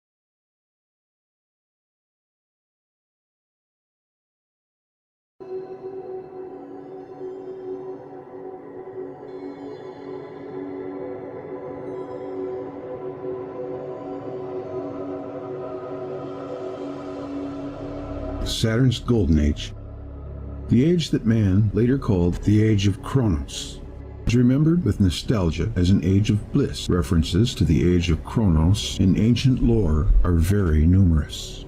Hesiod tells of a golden race of mortal men who lived in the time of Kronos when he was reigning in heaven, and they lived like gods, without sorrow of heart, remote and free from toil. Miserable age rested not on them. The fruitful earth unforced bare them fruit abundantly, and without stint. They dwelt in ease and peace upon their lands, with many good things. Similarly, writes Ovid in the 6th book of his Metamorphoses, in the beginning was the Golden Age, when men of their own accord, without threat of punishment, without laws, maintained good faith, and did what was right. The earth itself, without compulsion, untouched by the hoe, unfurrowed by any share, produced all things spontaneously. It was a season of everlasting spring. Rabbinical sources recount that men lived under very favorable conditions before the deluge, and that these contributed to their sinfulness. They knew neither toil nor care, and as a consequence of their extraordinary prosperity, they grew insolent. The dominance of Saturn at some remote period in the history of life of the peoples on Earth was of such pronounced and all-pervading character that the question arises whether the adventures of the planet going through many exploits could by itself be the full cause of the worship of the planet and the naming of the Golden Age, the age of Kronos, Saturn. Saturn exploded and caused the Earth to go through the greatest of its historical catastrophes, and this was completely sufficient to make of Saturn the supreme deity. But it appears that the age of Saturn is a name for the epoch before the deluge. After the deluge, Saturn, dismembered, almost ceased to exist as a planetary body, and when at length it was reconstituted, it was fettered by rings, and was far from being the dominant celestial body that would behoove it as the supreme deity of the epoch. The age of Kronos is so glorious an age that it is hardly thinkable to connect it with the period after the deluge. The wailing for Adonis, Tammuz of the Babylonians, or Osiris of the Egyptians, deplored the end of its dominance, not the beginning of it. Then why was Saturn the supreme deity by whose name the great and glorious age before the deluge was named? Because it removed Uranus from its role of chief deity, and to the onlookers on Earth emasculated him. If the distances between the Earth and Saturn and Uranus were then what they are now, then such occurrences could scarcely be observable. Uranus is only faintly visible in the night sky over Mesopotamia in a most translucent night. Saturn is clearly visible, but is not, for an unaided eye, a spectacle in the sky. It was more voluminous and more luminous before the deluge, but if it moved on an orbit not too different from the present one, and Earth were moving approximately in the same quarters where it moves today, then the surprise still persists as how a body on a 30-year-long orbit could make the inhabitants of the Earth on its 1-year-long orbit regard it as the supreme of all celestial bodies in the sky. The appellative sun employed for Saturn could be explained by its unusual brightness when it exploded as a nova for a short time, actually for 7 days before the beginning of the deluge on Earth, assuming the length of the day in those times to have been not too dissimilar from its present value, the velocity of the moving masses being in the order of 100 kilometers a second, or 8,600,000 kilometers in a 24-hour period, and the Earth and Saturn being on the closest points of their reciprocal orbits, or in conjunction, which is another surmise. In 7 days, a distance of circa 60 million kilometers would be covered. On present orbits, the distance between Saturn and Earth varies from 1,279 million kilometers at superior conjunction and 1,578 million kilometers at opposition. The lesser of these distances is circa 21 times greater than that above calculated. This means also that unless the velocity of the ejected water was an order of magnitude greater than 100 kilometers per second, the distance between Saturn and Earth must have been substantially smaller than it is at present. I have rather arbitrarily selected a figure of 100 kilometers a second for the motion of the exploded material. Today, the escape velocity, or the speed required for a projectile, on the surface of Saturn to leave the gravitational attraction of the planet is but 35 kilometers a second. For Jupiter, the escape velocity is 59 kilometers a second. Assuming that Saturn was a mass equal to that of Jupiter, the same figure would apply to it too. With 100 kilometers a second, we have almost double the velocity of escape. The arbitrariness of the assumption of such velocity for our calculations is obvious, but if the set of figures is not too far from what they actually were, the conclusion would be that of Earth from Saturn was but a 20th part of what it is now. This would permit us to speculate whether Earth could, at some early period, have been a satellite of Saturn. The distance, 60 million kilometers, is commensurate with the distance of Mercury from the Sun, or 58 million kilometers. Jupiter's satellites revolve at distances up to 24 million kilometers from the primary. Theoretically, Saturn could have satellites as large as the Earth. The Moon is only 1/40th of the Earth in volume, whereas Saturn is 760 times larger than our planet. If such was ever the case, the age of Saturn and the very unusual conditions under which mankind lived in it, and Saturn's worship prior to the deluge, would gain in meaning. The appellative sun used for Saturn would be understood as resulting not only from the great light it emitted for a short period when a nova, but also from its long-standing role of a primary for the revolving Earth.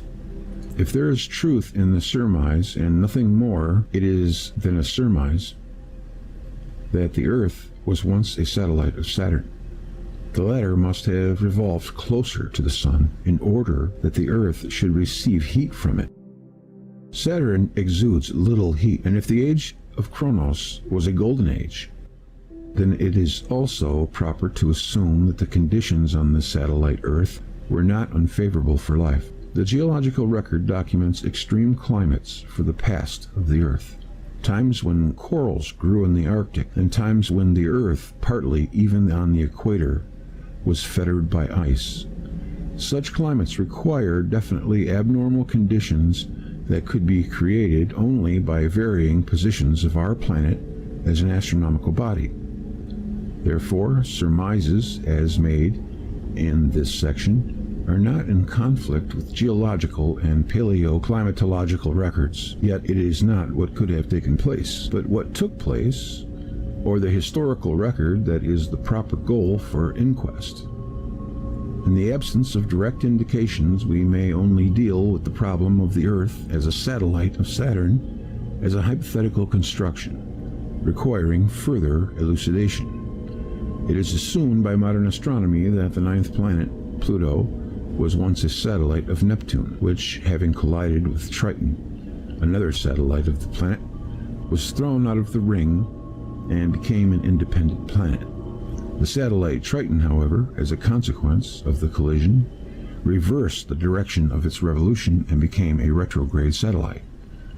Another instance of a postulated conversion of a planetary satellite into an independent planet is discussed by Van Flandern and Harrington in their paper A Dynamical Investigation of the Conjecture that Mercury is an Escaped Satellite of Venus. Thus, the principle of a conversion of a satellite into a planet in its own right is not a phenomenon that is discussed here for the first time. The golden age of Saturn, or Kronos, came to its end when the supreme god of that period, the planet Saturn, was broken up. The age of Kronos was not the earliest age of which man retained some, however, dim memories, but farther into the past, the dimness amounts almost to darkness.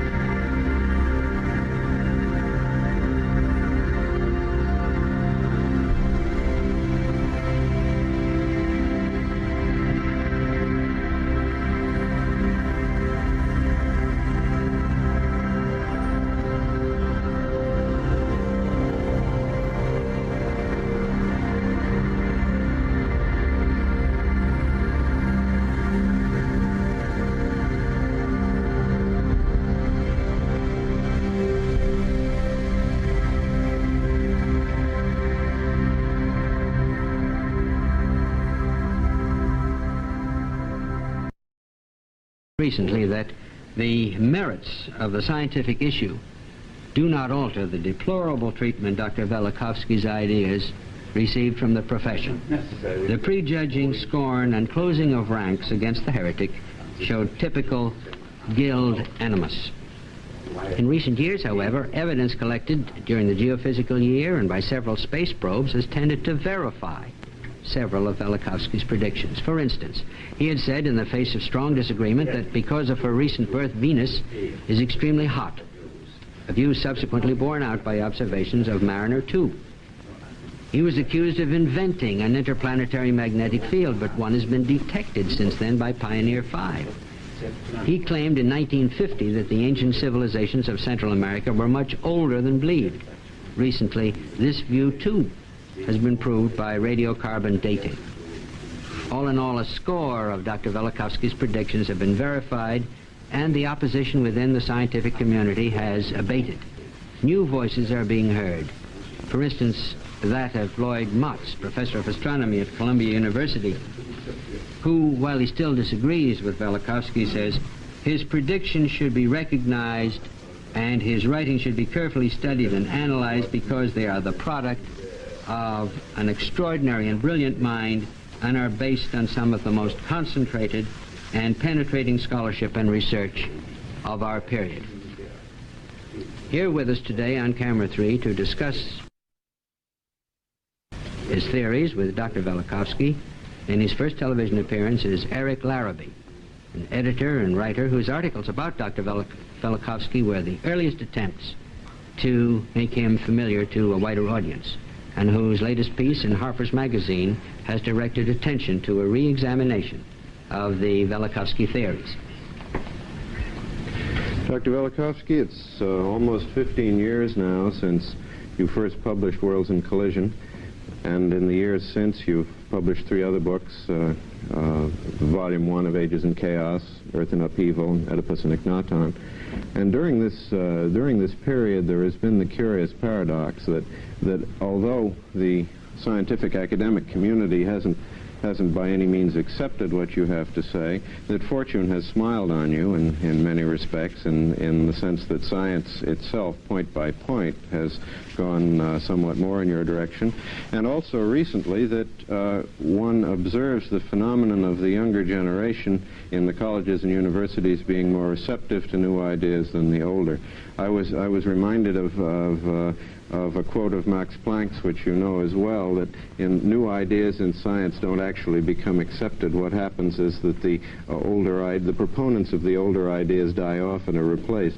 When you look at some of the things that have happened, some of the ways in which science has come your way, so to speak, and this much larger interest, much greater willingness to talk about your ideas in the colleges, how do you feel looking back on it? Which of the developments jump out to you the most? I remember you were saying once that you had never dreamed when you first were thinking what you should write about the planet Venus, that in your lifetime you would see something like the space probe Mariner, which successfully went within 20,000 miles of that faraway planet. I know that stands out to you as one of the events of this time. What in particular led you to be so concerned with what Mariner would find on Venus, with in particular the question of Venus's heat, if I may well, say you so? know, Mr. Larrabee, that Venus is persona dramatis of my first book. In that book, I claim that there were terrestrial catastrophes caused by extraterrestrial agents in prehistoric and also historical times. And I tried to identify the agent. Well, Venus, the story of Venus as a protoplanet, occupies large part of the book. However, in the beginning of the book, for about 150 pages, I describe the events that were observed and left memory of them in so many historical and also folkloristic documents of all civilizations. And records. Yes, and records. Now, you understand well that I had no personal means to send a marine probe. And so my hope and my prayer was that I should still have the chance in my lifetime, not only myself, but my opponents, I wish them long life, that they should be also witnesses of that probe, which now 2 years ago, I believe it was August of 1962, was launched, and by December 14, I think it was 14, passed by the date point. Well, if I may be a devil's advocate just momentarily, I know what many of your critics have said is that a prediction like this is a matter of chance, and that they imply that you were pulling things out of the air. Well, obviously, you could have said a great many other things about Venus. You could have said Venus has 2 moons, or is made out of cottage cheese, or something other than saying that it is hot. What led you in particular to say, quite contrary to the belief of the time, that Venus was a hot planet? Well, first I will say what I said. At the end of my book, in the very last 2 sections, before the section, the end, I put 2 claims. So the position which I selected for them in my book by itself proves the importance I gave to them. These were, first, Venus must be very hot. Must be hot. Must be very hot. Is very hot. I called the chapter Thermal Balance of Venus. And I said, Venus gives off heat. Not as usually supposed to be. A planet gets so much heat from the sun and reflects so much heat in the space. It gives its own heat. Of course, if it is a body like other bodies in the solar system of 6 billion years or longer, older, of course, then you wouldn't expect that it would give give off heat. Now I said also that it was observed by contemporaries of those events and after as an incandescent body. At the same time, still in 1959, it was calculated and accepted that the surface temperature of Venus is 17 degrees Celsius, only about 3 degrees above the temperature of the Earth. It's very similar to ours. To Earth. Now, even so-called ashen light, which is shimmering of some light from the shadowed side of Venus, Venus between the Earth and the Sun has, like moon, a shadowed side, was explained by a cover of ice. Well, of course you understand that there could be no ice as a temperature in which lead is molten. Yeah.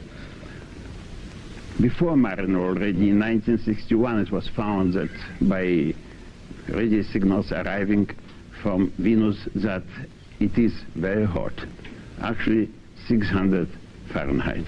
And your reason for believing this was that your theory required that it be a new planet, a young planet in geological astronomical time. Yes, it was the cause of the natal heat, but also the result of the short but very stormy history of this body. Which is what you described in your book. Which I described, actually not theorized as much as tried to reconstruct from ancient sources from so many civilizations. Well, the reason that the objection that the scientific community has lavished on you, I assume, is that it is quite basic to a number of different sciences, that the life of the solar system has been uneventful, regular, in the terms in which we exactly as we see it now, for many, many hundreds of thousands of years. Well, until very recently, this was the accepted view that the solar system is almost in a static state for, well, it was When I started my book, it was said 2 billion. By now it is already 9 billion years. But recently, you know, it has become, it all changed. So many things were discovered, and one of them is the heat of Venus. And let me also say that 600 degree of 1959 was one of the reasons to send the Mariner probe to find that it is not so. I remember in December of that were year 62, when the Mariner probe was still on, just past the date point, but there was not yet the final report. I heard a man, scientist from Jet Propulsion Lab, who, speaking before the AAA convention in Philadelphia, made rather expressed his hope that it will be found the temperature much lower. What was found, it was still higher, not 600 but 800 degrees. Well, there was another finding of Mariner which has just in this past week been still further confirmed, which is the question of Venus's motion. The recent confirmation of the retrograde motion is even more puzzling, is it not, and even more embarrassing to the. It found first. You were more comfortable. Yes. I see it's not embarrassing to your point of view. No, not at all. You were more comfortable with it. Not at all. I would say that the Mariner probe surpassed all my wildest dreams. It found first, I would say, confirmed the find made before that by Pioneer 5, that the space, interplanetary space, is magnetic. Well, I was a target of much ridicule exactly because of this, that I invented forces that do not exist in the solar system, because I needed them to explain all these unusual events that took place in the sky, events that the Greek called theomachy, the battle of the gods. I remember you saying one time that one description of your work might be to replace René Descartes back in the position he deserves in 17th century science. I believe you meant by this his theory of the tourbillon and the vortices as opposed to a Newtonian universe. Yes, at least to put him back into position of a rightful contender of Newtonian theory, because very recently, actually a year before my book was published, in a book of philosopher Butterfield, I saw the sentence, in that great debate or contest, Descartes was a loser, because these worlds, these vortices that he described, these particles of matter or of ether that fill the universe, they are not there. Nobody found them, nobody discovered them.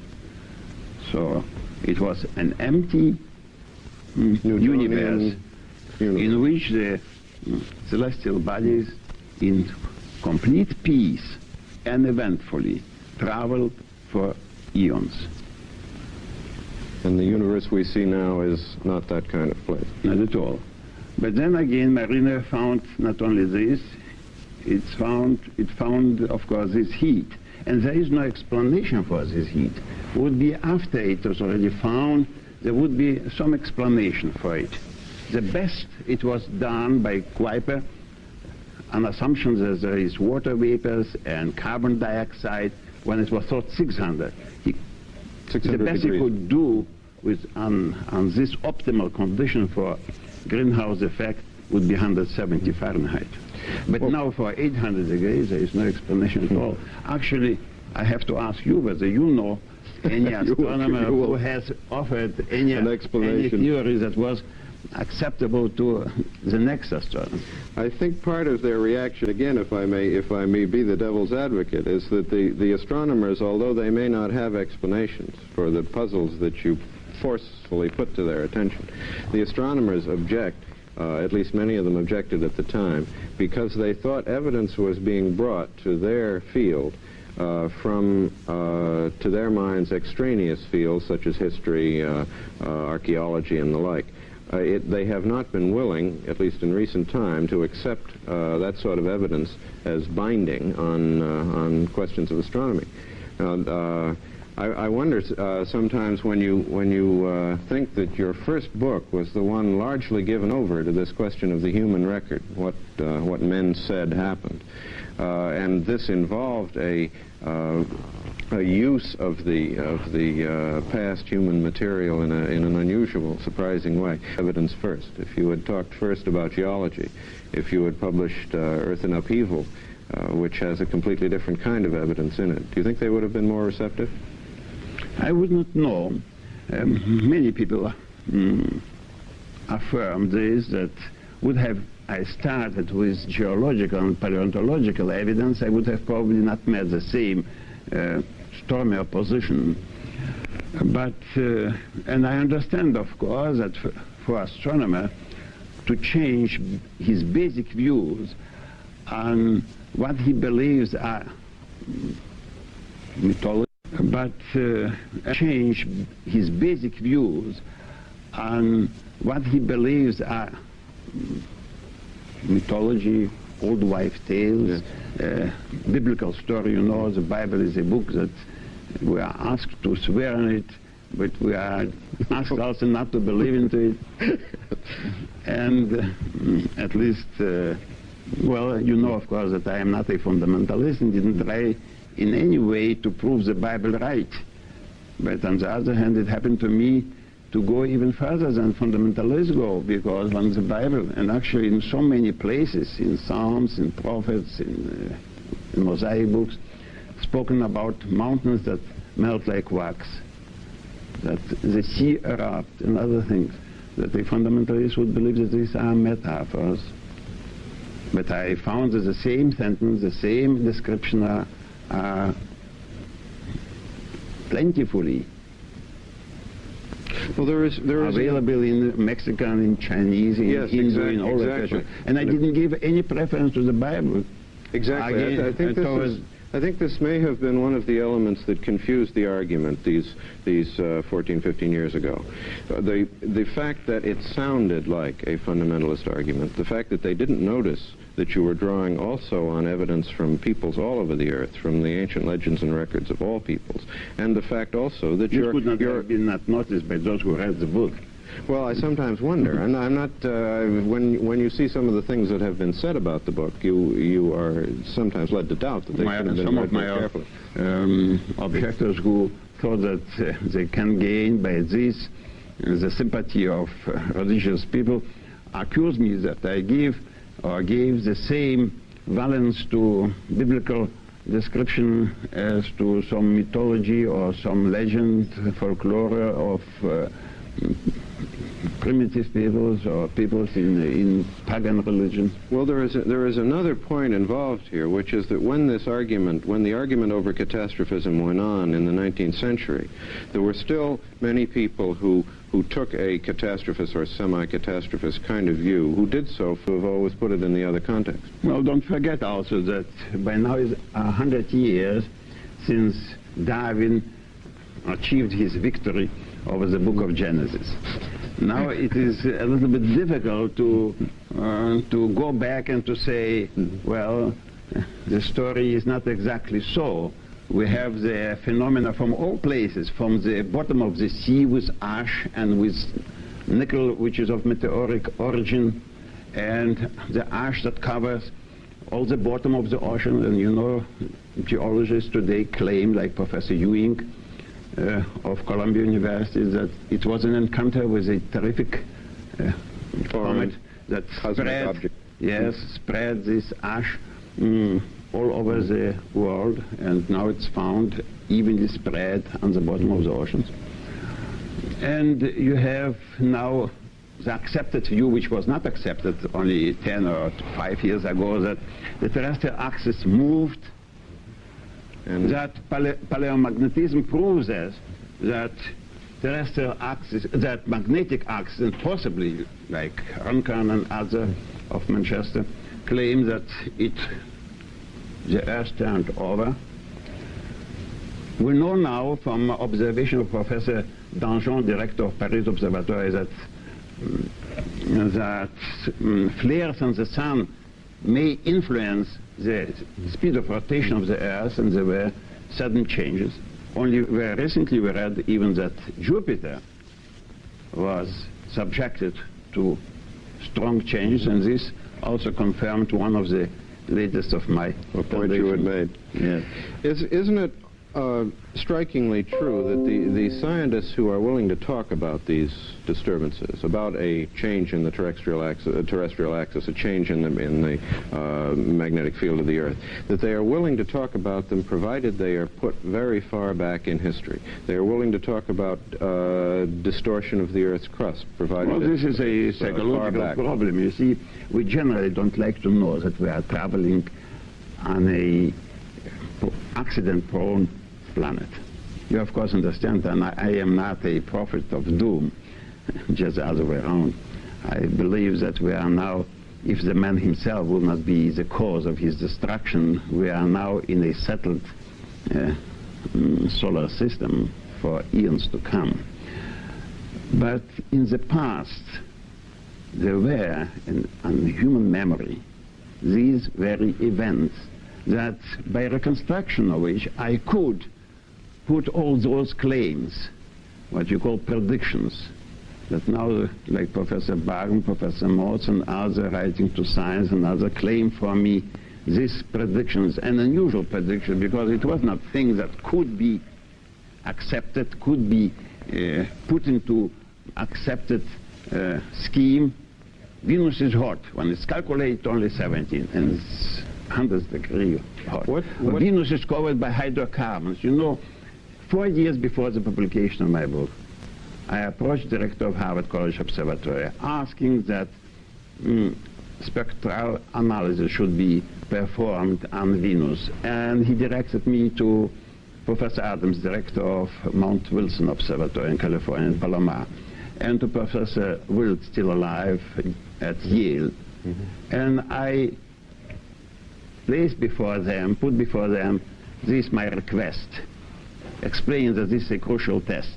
And understand, please, Venus is the last link in the theory. If there were catastrophes, and in historical times, and caused by extraterrestrial agent, and the agent was a protoplanet, Venus, and now I can say what Venus is like, that it is hot, that it is wrapped in a envelope of hydrocarbons. This I claimed on the basis of the historical record. Yes. And I asked this to be performed, and I got the answers. This was summer 46, 4 years before the publication of the book. There are no hydrocarbons on Venus, in writing. And I was so firm in my belief that I did not blunder in the interpretation of historical sources that I put in my book. There must be an envelope of hydrocarbons. And then when in February 63, 2 months after the Mariner passing point, yes, then the report was given out, and it was hydrocarbons, dust and gases, exactly as I claimed it. The embarrassment here for science is that you are seeking to unearth a natural fact by way of the humanistic evidence, which is to say you're bringing together a synthesis of different kinds of knowledge. But let me say this. An argument. Let me ask you, what is the principle of uniformity? What does he say? Principle of uniformity on which is based the theory of evolution of Darwin.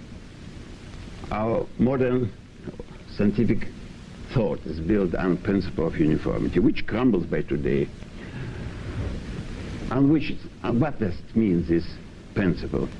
Does it mean really that things that we do not observe today could not have happened years ago? What does it mean today? Today is this day in August? But if you believe it is not.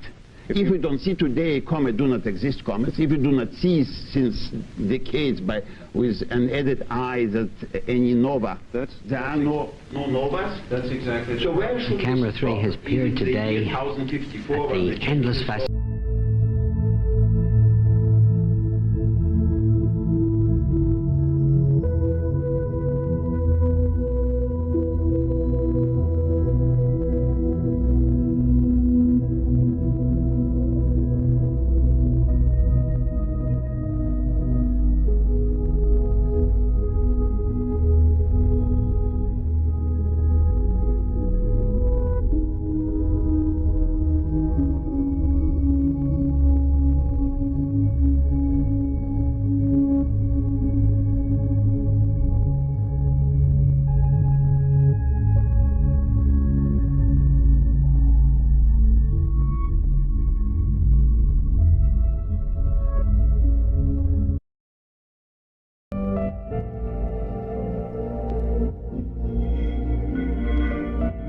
Suns and Planets in Neolithic Rock Art.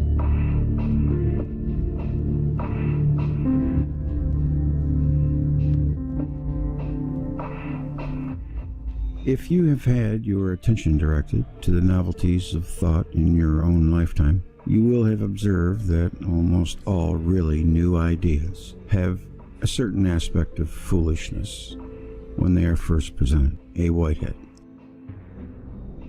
In science, unlike religion, the great revelations lie in the future. Coming generations are the authorities, and the pupil is greater than the master, if he has the gift to see things anew. All fruitful ideas have been conceived in the minds of nonconformists, for whom the known is still the unknown, and who often went back to begin where others passed by, sure their way. The truth of today was the hearsay of yesterday. Immanuel Velikovsky. In Worlds in Collision, Immanuel Velikovsky claimed that the planets only recently settled upon their present orbit. In fact, great cataclysms have distinguished the recent history of the solar system. All agree that if true, this thesis would have profound implications for various branches of natural science, particularly celestial mechanics and cosmology. Few agree, however, as to what constitutes valid evidence of the sort of events Velikovsky describes. Velikovsky himself, together with many of his supporters, suggested that advanced claims regarding the state of various planets, such as the inordinate heat of Venus or radio noises emitting from Jupiter, both anticipated by Velikovsky prior to their discovery, constituted prima facie evidence in support of the thesis. His critics, however, countered that correct predictions do not always constitute verification, specificity, and/or verification of Velikovsky's advanced claims. 1. Thus, the question remained, what sort of evidence apart from Venus suddenly leaving its current orbit and resuming a comet-like appearance would it take to convince conventional scholars that the planet recently moved upon a different orbit, that the ancient skies were vastly different than the ones we see today? Now, we are so lucky. It is apparently not enough that ancient peoples from around the world said as much. For example, a survey of ancient traditions reveals the following recurring motives. 1. In ancient times, different suns dominated visible heavens. 2. The world was once plunged into darkness and brought to the brink of destruction when the sun was eclipsed as a result of being swallowed by a giant dragon. 3. On one occasion, it is said the planet Venus took on a comet-like appearance. 2. Such traditions, in the rare event that they are encountered and subjected to analysis, are notoriously difficult to interpret, and in any case are typically explained away as poetic metaphor, having little basis in reality. In deference to the currently prevailing opinion, which would downplay the importance of ancient mythological traditions, we seek a more objective source of evidence with which to explore the nature of the ancient cosmos. In addition to the ancient literary traditions, another record exists which offers evidence in support of recent changes in the solar system, namely prehistoric rock art. I love that stuff. Ancient sky watchers from around the world have been drawing pictures of the celestial bodies since time immemorial. The fact is that such pictures cannot be made to accord with the current arrangement of the solar system. Prehistoric petroglyphs of the sun. The discovery in 1879 of spectacular paintings in the caves of Altamira, Spain, was initially met with disbelief and ridicule. So radical was the idea that Stone Age men could have created art of such sophistication and beauty. It was only upon the discovery of similar finds in France, Portugal, and elsewhere in Europe that the scientific world became forced to accept the reality of Paleolithic rock art. Indeed, it has since been shown that rock art is abundant upon all inhabited continents and spans a period of time measured in millennia. The paintings of Altamira and Lasso are typically dated to circa 10 to 20,000 BC. 3. During the Paleolithic age, rock art was primarily devoted to the realistic representation of various forms of wildlife. the latter presumably objects of the hunt and rites of sympathetic magic. Especially common are paintings of horses and wisent and great bison that once roamed the steppes of Europe, although mammoths, woolly rhinoceroses, and other long-extinct fauna also appear. It was during the Neolithic age, apparently, that man began recording his perceptions of celestial phenomena through paintings and petroglyphs, incised images in rock. Not unlike fossilized bones, which provide an objective record against which to check the deductions drawn by paleontologists. Rock art represents objective record of mankind's enduring interest in the stars and offers a check upon conclusions deduced from comparative mythology, period. Among the most common petroglyphs are those typically interpreted as images of the sun. Included here are some sample images featuring a circular disk from which rays emanate, forebears to have depicted the current solar orb. Other images, however, are more difficult to interpret. Consider this figure, figure 2. One of the most common images in all of ancient rock art depicts what would appear to be a circular disk with a smaller orb set within its center. Even more difficult to reconcile with the current appearance of the sun is this figure, figure 3, which depicts a flower-like object set against the backdrop of an orb or disk. Although less common than figure 2, this image also has parallels throughout the ancient world. Consider further the image represented in this figure, figure 4. How is it possible to explain the wheel-like spokes, typically 4 or 8 in number, of this supposed solar petroglyph by reference to the current sun? And yet this very image occurs throughout the ancient world. Most perplexing, perhaps, is the fact that such images occur in Neolithic contexts and thus predate by several millennia the invention of spoked wheels. Figure 5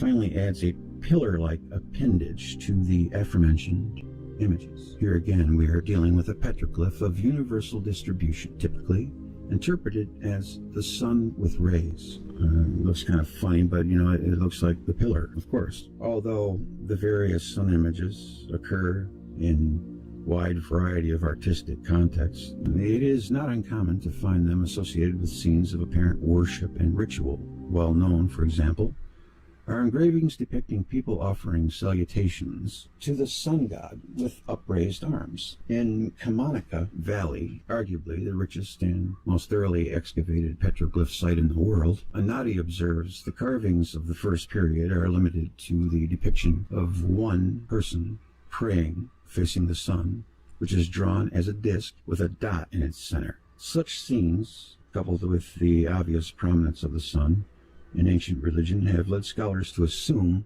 that the solar images served some sort of religious purpose for the Stone Age artists and their community. Although the various sun images occur in a wide variety of artistic contexts, it is not uncommon to find them associated with scenes of apparent worship and ritual.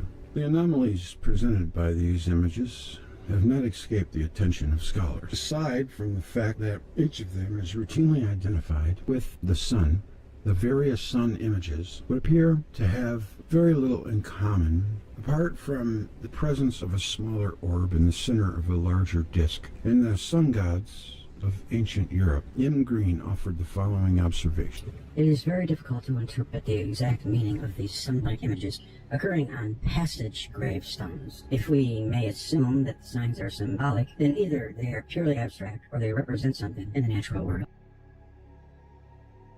Wilcox asks, not without some justification, why the ancients would need so many different symbols for the sun, noting that the forms claimed to be solar symbols do not really look like the sun. Wilcox would regard them as non-representational in nature and suggests their origin is rooted in physiology. There would thus appear to be two schools of thought with regard to these so-called solar images. That which would regard them as rooted in the natural world and thus representational, and that which would regard them as non-representational. Insomuch as each of these petroglyphs might be paralleled on any of the inhabited continents It is difficult to accept the proposition that they are purely abstract in nature. Whatever they represent, it seems clear that the images had as their inspiration some objective reference in the natural world. How then do scholars explain the peculiar nature of the sun images? Here Green speculates that for some reason ancient man was unable or disinclined to depict the sun as it actually appears. When we look at the way that mankind in ancient Europe depicted the image of the sun, we see immediately that its obvious circularity dominated his perception. But what is more interesting is that man did not simply look at the sun and copy what he saw to the best of his ability. He went further and interpreted the superimposed new images of the sun, which were not based entirely on his visual perception. Why this should be the case is not intuitively obvious. One might think that part of communicating the sanctity of a religious symbol would be recording it faithfully, particularly if the symbol served a magical or apotropaic purpose, as in fact is known to be the case with sun aegis, which are featured prominently on amulets throughout the ancient world.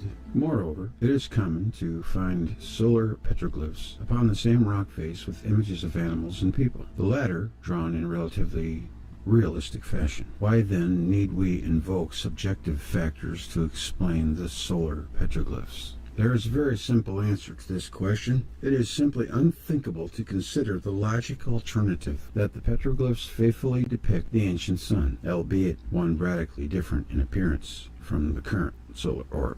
This is not to deny the possibility that sacred images become more abstract through time. Certainly representations of the ancient sun god became more anthropomorphic as civilization progressed. The question before us is not whether religious images are subject to evolution and transmutation, rather, why prehistoric images of the sun do not conform with its current appearance. If one is willing to entertain the possibility that prehistoric rock art is representative in nature, how is it possible to discover the celestial phenomenon behind the various sun images, insomuch as writing did not yet exist at the time most of these images were created? It would appear that we have reached a dead end in our investigation. Religious beliefs, however, are notoriously conservative in nature. Indeed they are. And thus it may be possible to trace our solar forms. Should this prove to be the case, we might gain therefrom some insight into the original significance of the prehistoric images. With this strategy in mind, we turn to consider the iconographical evidence from the ancient Near East, where we will find that strikingly similar images appear amongst the earliest art and writing.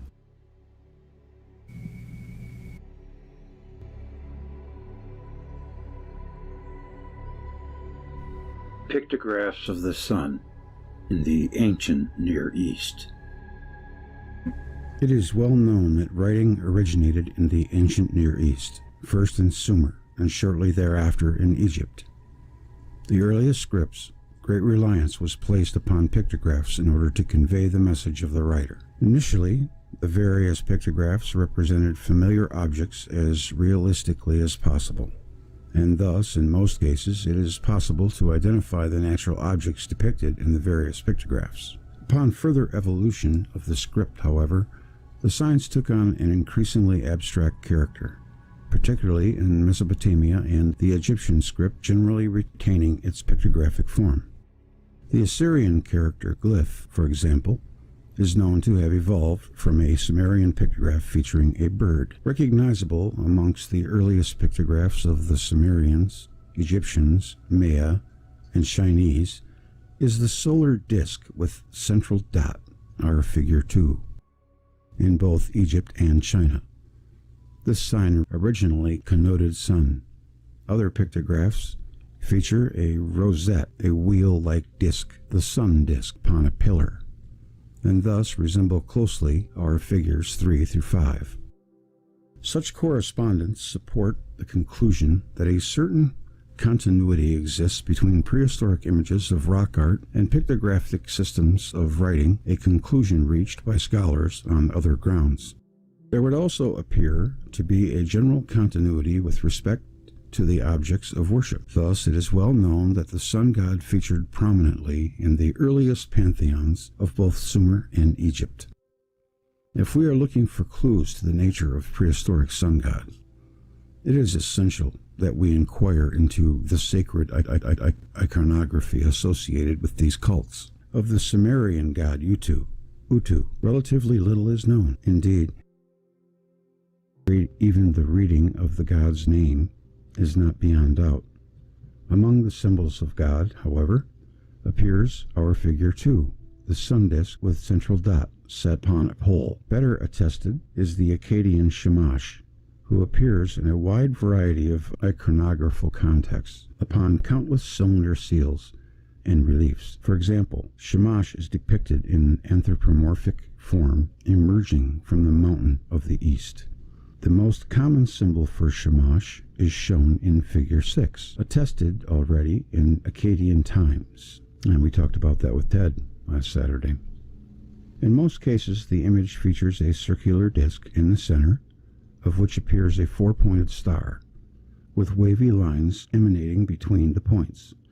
This particular symbol may appear alone, or, more commonly, alongside a crescent and a star.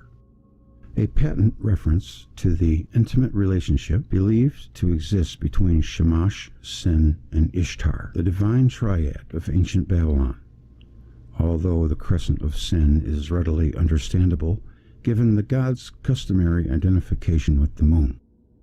Why the ancient Babylonians would have represented the sun with this particular symbol is difficult to explain. The same image, moreover, is frequently found perched atop a pillar-like structure, raising further questions as to the objective basis of the image. Remembering the pillar-like appendage associated with early sun images, in prehistoric rock art, one can't help but wonder whether the Babylonian symbol of Shamash atop his pillar-like staff represents a stylized vestige of the former. Elsewhere, however, Shamash could be represented by another symbol, which features an 8-pointed star set against a circular disk.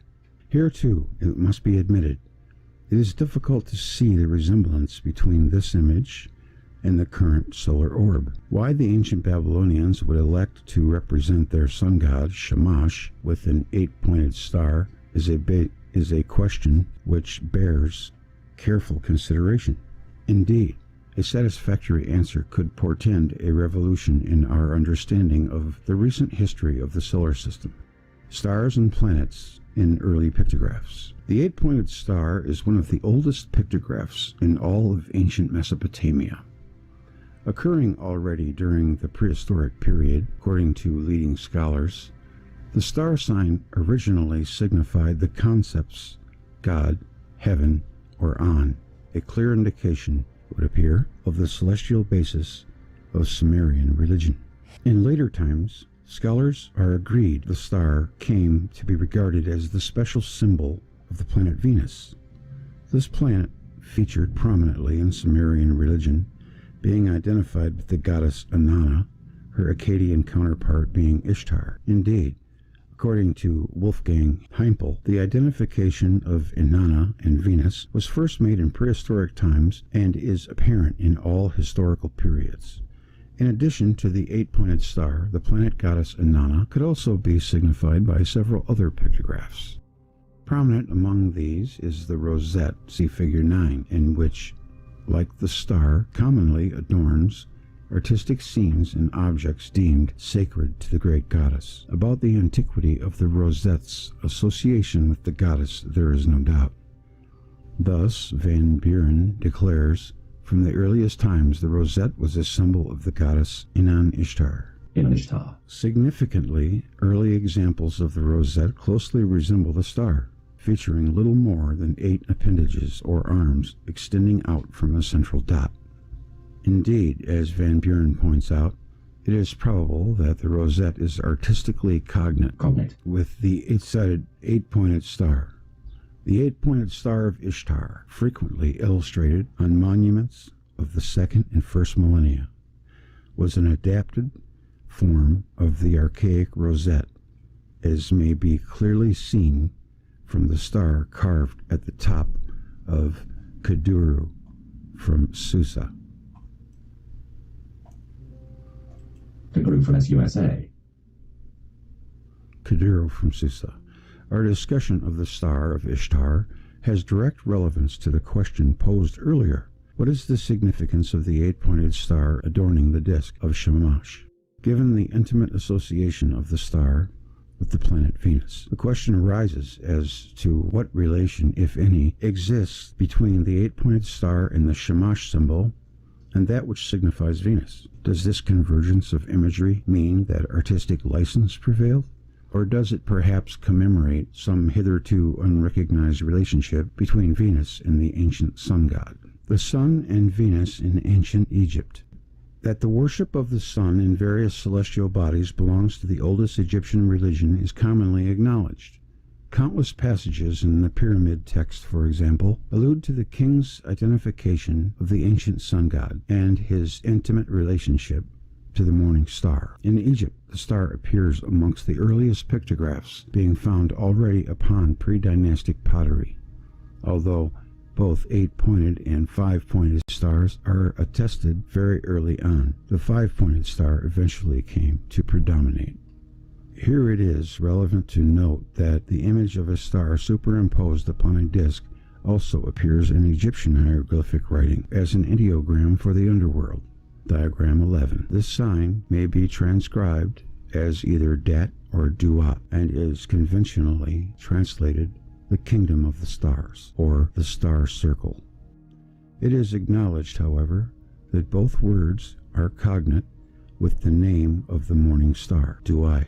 Indeed, according to T. Hofner, the word Duat originally signified the morning star before later being used in a sense of starry sky or underworld.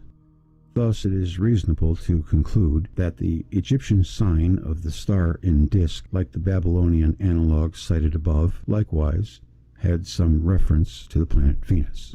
Figure 11.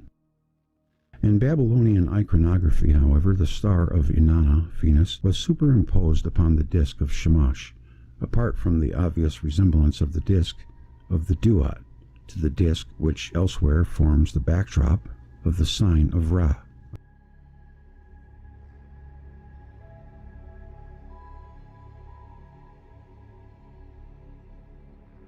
Is there any evidence linking the sign of the Duat to the ancient sun god?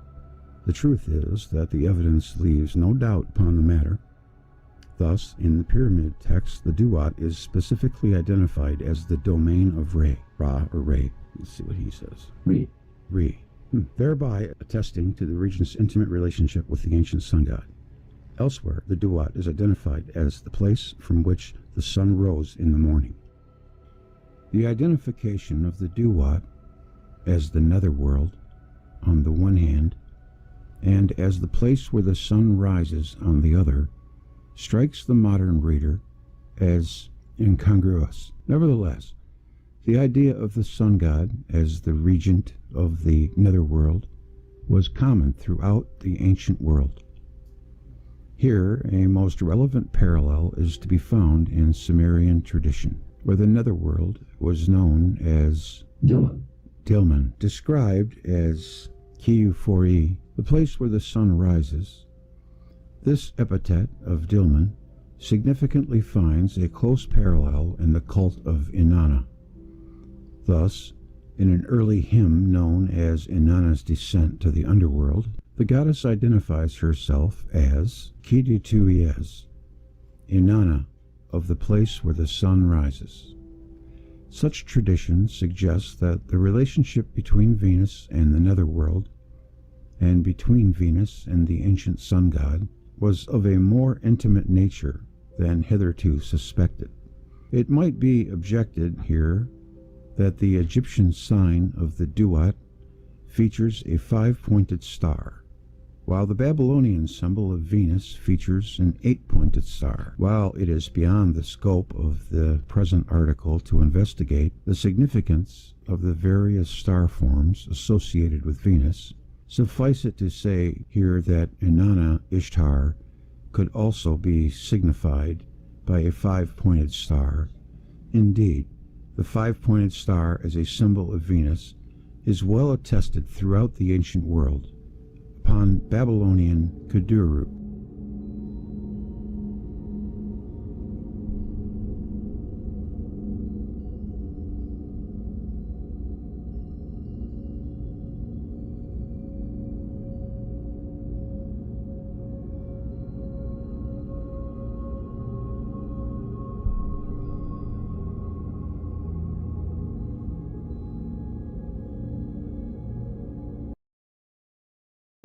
Moreover, the Venetian pentagram can be found superimposed upon the disk of Shamash, figure 12, the Sun and Venus in Mesoamerica. Worship of the ancient sun god in the planet Venus is as conspicuous in the New World as it is in the Old. Each of the so-called solar images can be found in prehistoric petroglyphs, as can the eight-pointed star and pentagram. In most cases, of course, New World petroglyphs occur in contexts otherwise devoid of writing, and thus it is difficult to be certain which celestial body is the subject of the glyph. Such is not the case in Mesoamerica, however, which reached a high stage of civilization under the Olmec and Maya. In addition to developing a sophisticated system of writing, the Maya were also skilled astronomers capable of calculating the period of Venus to within a fraction of its true value. Early symbols and petrographs of Mesoamerica consequently provide an invaluable key to unlocking the secrets of celestial imagery in prehistoric rock art. A prominent characteristic of Mesoamerican astronomy, indeed of Mesoamerican culture in general, was an obsession with the planet Venus. Like their counterparts in ancient Babylon, Mesoamerican skywatchers chronicled the movements of Venus with amazing diligence and accuracy, viewing it as an agent of great omen and danger. Of the Mexican preoccupation with Venus, a Spanish monk was led to report, so accurately did they keep the record of the days when it appeared and disappeared, that they never made a mistake. It would be difficult to cite an aspect of Mesoamerican culture devoid of the planet's influence. Temples were constructed and aligned with the purpose of gaining the optimum view of the planet. Various rituals, including human sacrifices and the practices of war, were timed to correspond to important aspects of the planet's orbit. Even the calendar was designed to take into account the planet's movements. Anywhere the sacred iconography associated with Venus abounds. The omnipresent influence of Venus upon Mesoamerican culture invites comparison with Old World cultures, particularly that of Babylon, and as we have documented elsewhere, the two cultures share much in common with respect to sacred traditions and iconography surrounding the planet Venus. Among the Maya and Aztecs, for example, Venus was represented as a star. This was in keeping with its name, Great Star, a common epithet of the planet amongst various peoples in Mesoamerica. Figure 13a depicts an Aztec symbol for Venus. This figure bears comparison with the four-pointed star which adorns the disk of Shamash.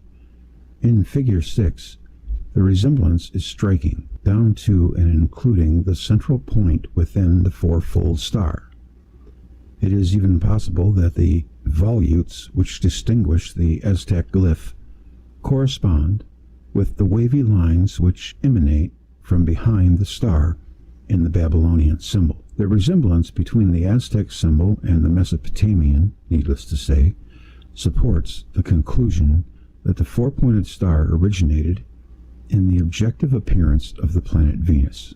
The same basic image is apparent in figure 13b, a version of the Lamet glyph, an acknowledged Maya glyph for Venus. Here the star is set against a circular disk, not unlike that associated with Shamash, as figure 13b and figure 13c, and then there was figure 6. It is equally common, however, to find Venus depicted as a 5-pointed star. See Figure 13c. Here, too, the Mesoamerican symbol finds a close counterpart in the Babylonian cult of Ishtar, Venus. Figure 12. Figure 12, right there. Quincunx. The quincunx. As was the case in the ancient Near East, pictographs featured prominently in Mesoamerican systems of writing. Included among the earliest petroglyphs is one believed to be associated with the planet Venus. See Figure 14. Commonly known as quincunx, from the appearance of 4 circles about a central orb. It has been said the quincunx is the most frequently occurring sign in the Mesoamerican symbolic language. And like the star in Mesopotamian iconography, the quincunx appears ubiquitously amongst the sacred iconography surrounding the planet Venus. Given the Maya's renowned obsession with heavenly phenomena, it is not surprising that other celestial objects also came to be represented on their sacred stelae and imposing stone monuments. The sun, for example, was commonly signified by a glyph known as the kin. See Figure 15. Of the kin glyph, Thomson opined that it was probably derived from some type of 4-petaled flower. It is not uncommon, however, to find the quincunx sign superimposed upon the kin sign.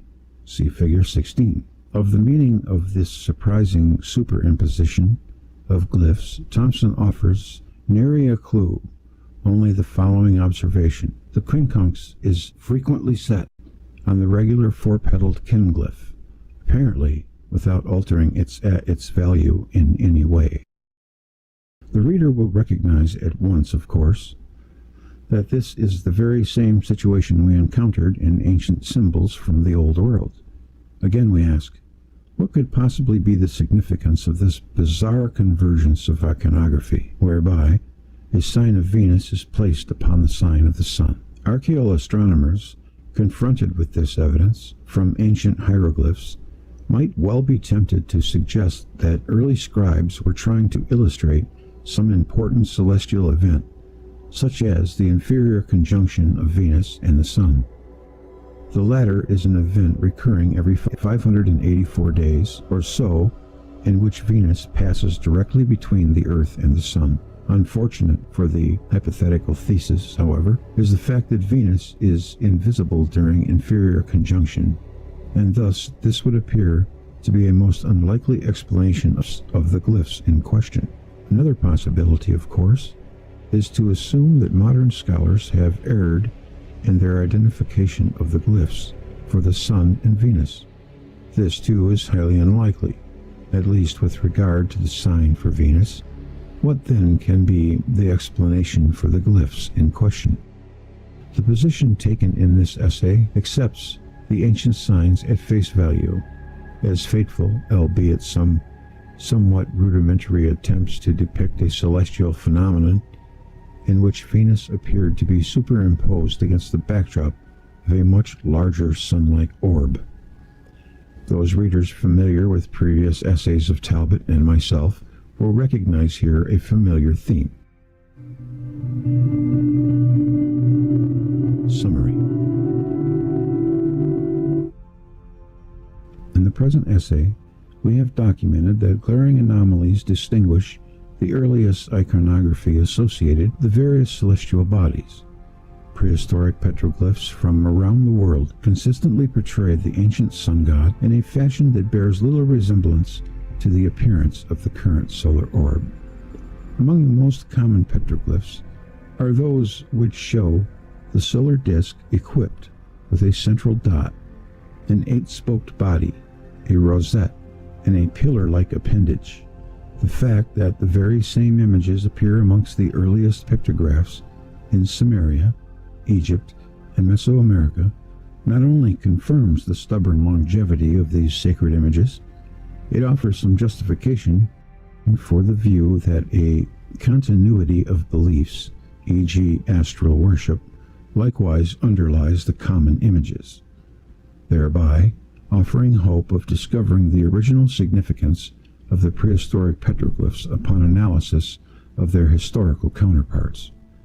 In Mesopotamia, as we have seen, the most ancient symbol of Shamash, depicted as a star upon a circular disk, the star, however, originally signified the planet Venus, not only in Mesopotamia but also in Mesoamerica and Egypt.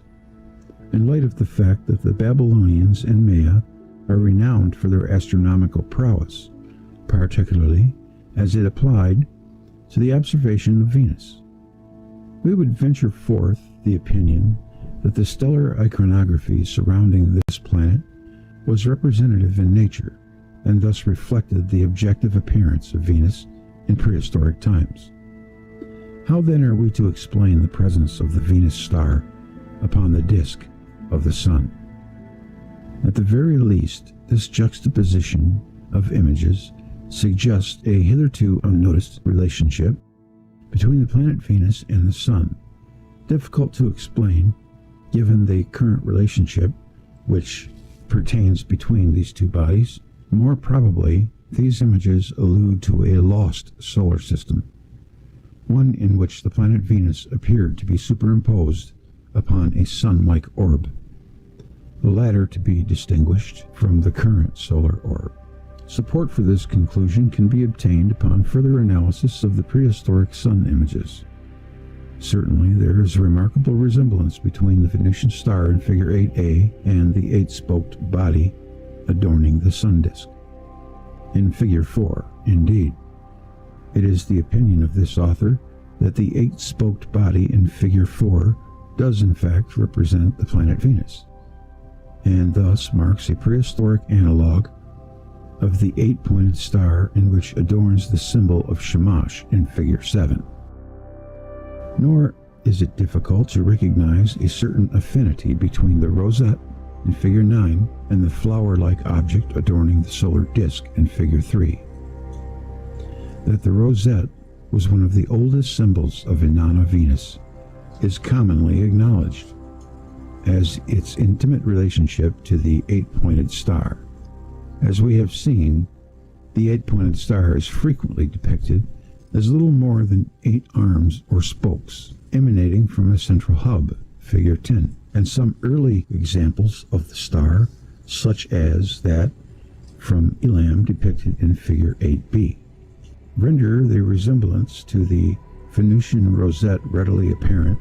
Indeed, the resemblance extends to the finest details of the respective images. Witness the dark dot located within the innermost core of the star, found not only in Figures 3 and 8b, but also within various examples of Figure 2 and 13. Having discussed the images represented by Figures 3 and 4, it remains to discuss Figure 2, the most common petroglyph of the Sun, and one of the most prominent images in all of ancient art. Figure 5 will be dealt with at length in a subsequent essay. If we are to be consistent, the smaller orb is to be identified with the planet Venus.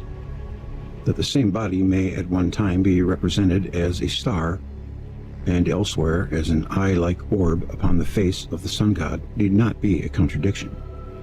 In ancient times, perhaps, the planet went through cyclical phases, not unlike our current moon, which alternately presents the appearance of a crescent and a circular disk.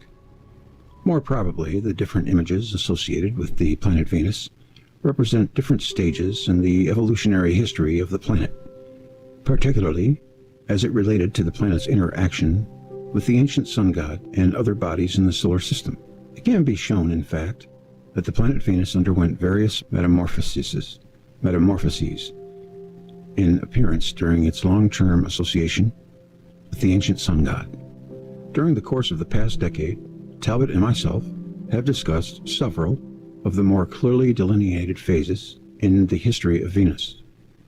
Among the most prominent, as we have documented in great detail, is the phase in which Venus was identified with the eye of the sun god. Thus, it is that Venus is identified with an eye, or with the eye of the ancient sun god, throughout the ancient world. In ancient Egypt, To take the most familiar example of this motive, the Eye of Ra, one of the most sacred objects in all of Egyptian religion, is identified with Venus, and the glyph for Ra, it may be remembered, is our figure 2.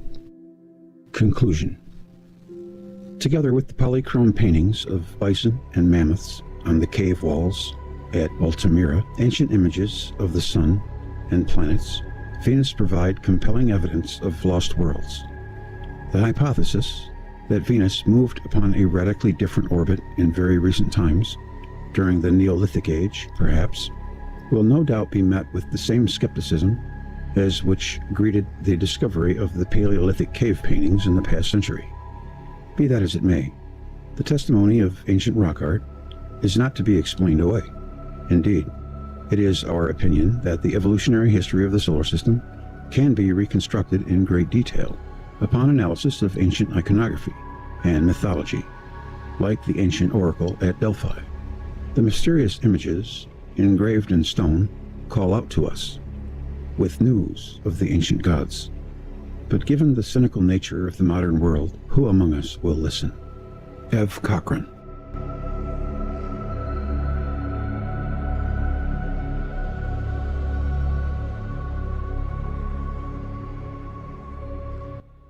Carl Sagan, An Analysis of Worlds in Collision. And D. Goldsmith, Scientists Confront Velikovsky, New York, 1979. That's silly. That's just a way for them to make themselves feel better. 2. Velikovsky, Worlds in Collision, 1950. See a discussion with A. Wilcox, The Rock Art of Africa, Kent, 1984. Close parallels can be found in East Tawahig, Tuig, The Megalithic Art of Western Europe, Oxford, 1981. On the age of these petroglyphs, Anati writes, the most ancient valley carvings dealing with sun worship belong to the end of the Stone Age, to the second half of the 3rd millennium BC. At that period, the sun is drawn as an isolated disk. Seldom it is accompanied by a person with hands upraised in an attitude of prayer. He's got 74 references here, so it's quite a lot. I'll read a couple of them. The origin of Velikovsky's comet, Kronos, fall 1984. On the nature of cometary symbolism, Kronos, fall 1985. When Venus was a comet, 1987, Dave Talbot. Mother Goddess and Warrior Hero, Eon, 1988. The mythical history of the comet Venus, Eon, 1991, F. Cochran. On Comets and Kings, Eon, 1989, The Birth of Athena. You can get that information right from here. Significantly, Venus was also compared to a flower in the New World. Thus, a Maya name for the planet was Lolzazcan. Lolzazcan. LOL, Zazcan. The luminous big flower of the sky. See W. Lamb Star lore in the Yucatec Maya dictionaries. Archaeoastronomy in Pre-Columbian America. 70. That the dark dot usually depicts the planet Mars will be demonstrated in a subsequent essay. For the logic behind this statement, see Dave Talbot, Mother Goddess and Warrior Hero, Eon, 1988. The Death of Hercules, Eon, 1991. I would like to read that. That sounds interesting. So I'm taking it Hercules must be Mars. Jeremias and Widener both held that phases of Venus must have been visible in order to account for references to the horns of Venus in ancient Babylonian astronomical texts. When Venus was a comet, Kronos, winter 1987. In Australia, for example, Venus was known as Mimanguna. Big Eye. Polynesian islanders referred to Venus as Tamatanui, Great Eye. The Maya likewise compared Venus to an eye, naming the planet Nahikik, Great Eye. See Dave Talbot, The Mythical History of the Comet Venus, Eon, 1991. I'm going to try to find some of these. There's a lot of good stuff in here. Talbot and Cochran. When was Venus a comet? Kronos, winter 1987. Mythology in Ancient Egypt, Mythologies of the Ancient World, New York, 1961.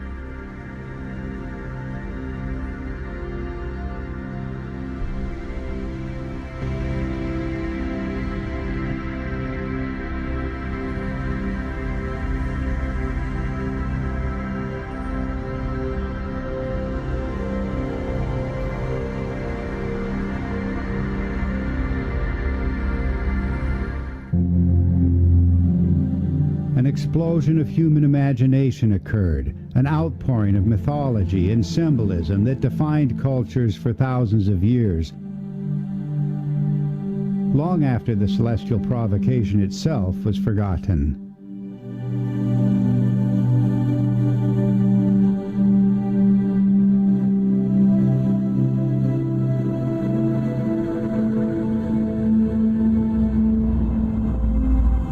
In these early historical times, there are no records of the present planets, no diaries recording planetary motions or periods.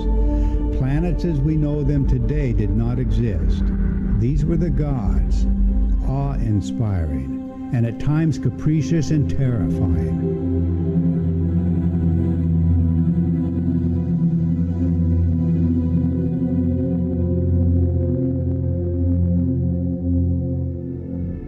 Early star worshippers speak of a great light of heaven, motionless in the sky, the Egyptian Atum or Atum Ra, the Sumerian An, the Babylonian Anu. And enigmatically, early astronomers knew the overarching figure as the planet Saturn, whose story will be a centerpiece of our third episode. In the beginning, the gathered powers were not seen as separate gods, but as the primeval unity of heaven, the perfect conjunction, or great conjunction of the Golden Age.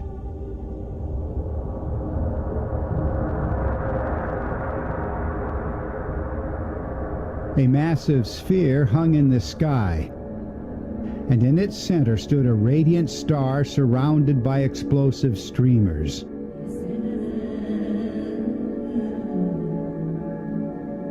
Cultures the world over came to see this star in feminine terms as the mother goddess, the planet Venus.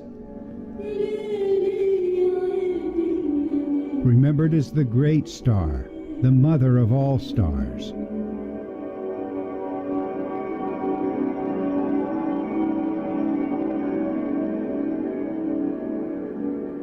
This was the central eye, heart, and soul of the primeval sun, his animating life, power, and glory, and much more.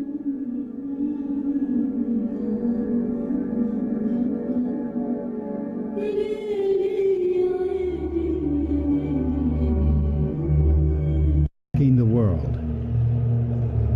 This was the terrible goddess, raging in the sky with wildly disordered hair, or multiple flailing arms, a celestial spectacle radiating a paralyzing light.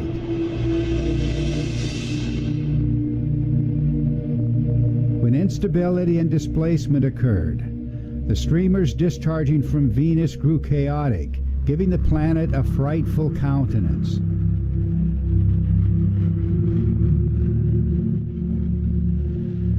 The angry goddess was a comet, the mythic prototype of comets, Immanuel Velikovsky's great comet, the planet Venus.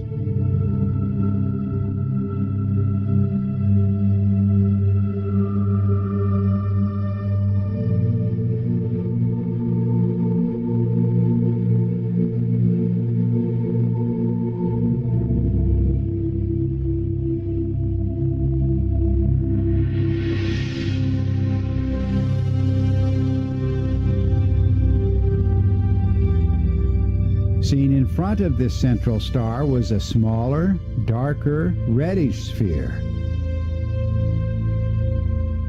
This was the mythic warrior, the masculine heart of the heart, the child in the womb, the child on the lap, the pupil of the eye, the axle of the cosmic wheel, the most active figure of world mythology.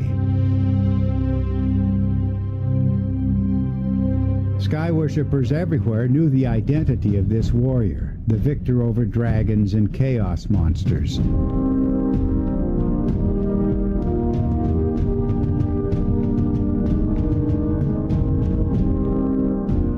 This global identity of Mars as the greatest of warriors shouts to us an unrecognized history.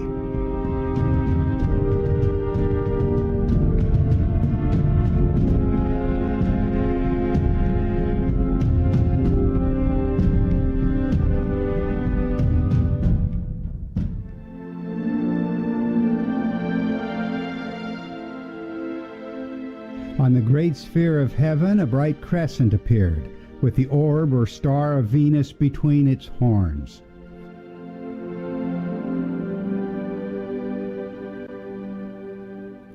Things never seen in our sky were once revered around the world.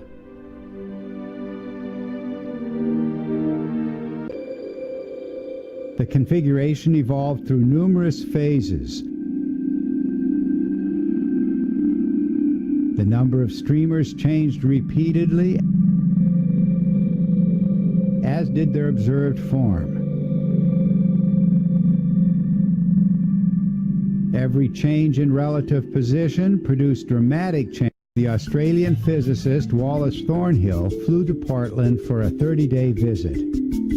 He convinced me that the forms I'd reconstructed were electrical.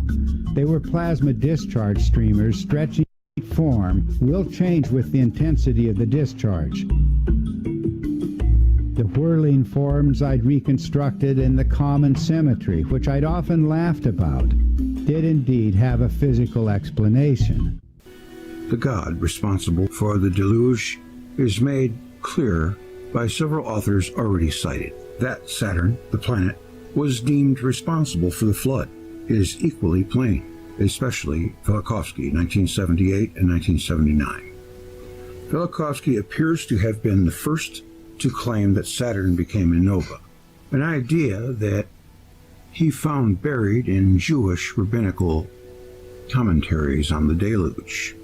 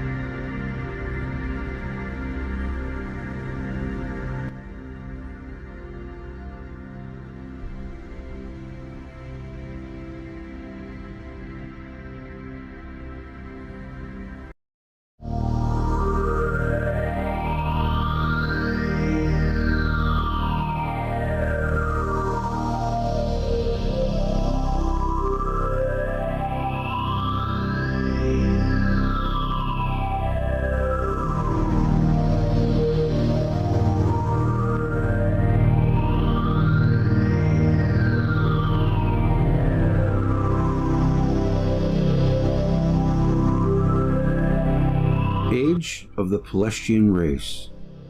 A race of people arrived from Asia, whom the Greek authors named in general Pelestians and Tersini, occupied the biggest part of Europe even before the migration of the Greeks, Celts, and Germans to the lands of this continent. These Pelestians had formed in ante-Hellenic times the most extended, most powerful, and most remarkable people, a nation who from a moral and material point of view had changed the face of archaic Europe. The Pelestians appear at the front of all the historic traditions, not only in Helena and in Italy, but also in the regions from north of the Danube and the Black Sea, in Asia Minor, in Assyria, and in Egypt. They represented the original type of peoples, so-called Aryan, which introduced in Europe the first benefits of civilization. We find, even today, the traces of their ethnographic extension as well as their industrial activity on 3 continents of the ancient world, beginning from the mountains of Norway to the deserts of Sahara, from the sources of rivers Araxi and Oxus to the Atlantic Ocean. But their political history and the history of their civilization are lost in the night of time. The few still preserved data about the Pelestians showed this great and fine people only in the last period of its history, when its political independence had been lost almost everywhere, and when its name had started to disappear. And unfortunately, even these few fragmentary data which have remained from the Pelestians are transmitted by those who had conquered them, destroyed them, persecuted them, and later calumniated them. So the history of their epoch of flourishing, of power and territorial extension in Europe, Asia, and Africa, the history of its empires and institutions, of its art and industry, has remained buried.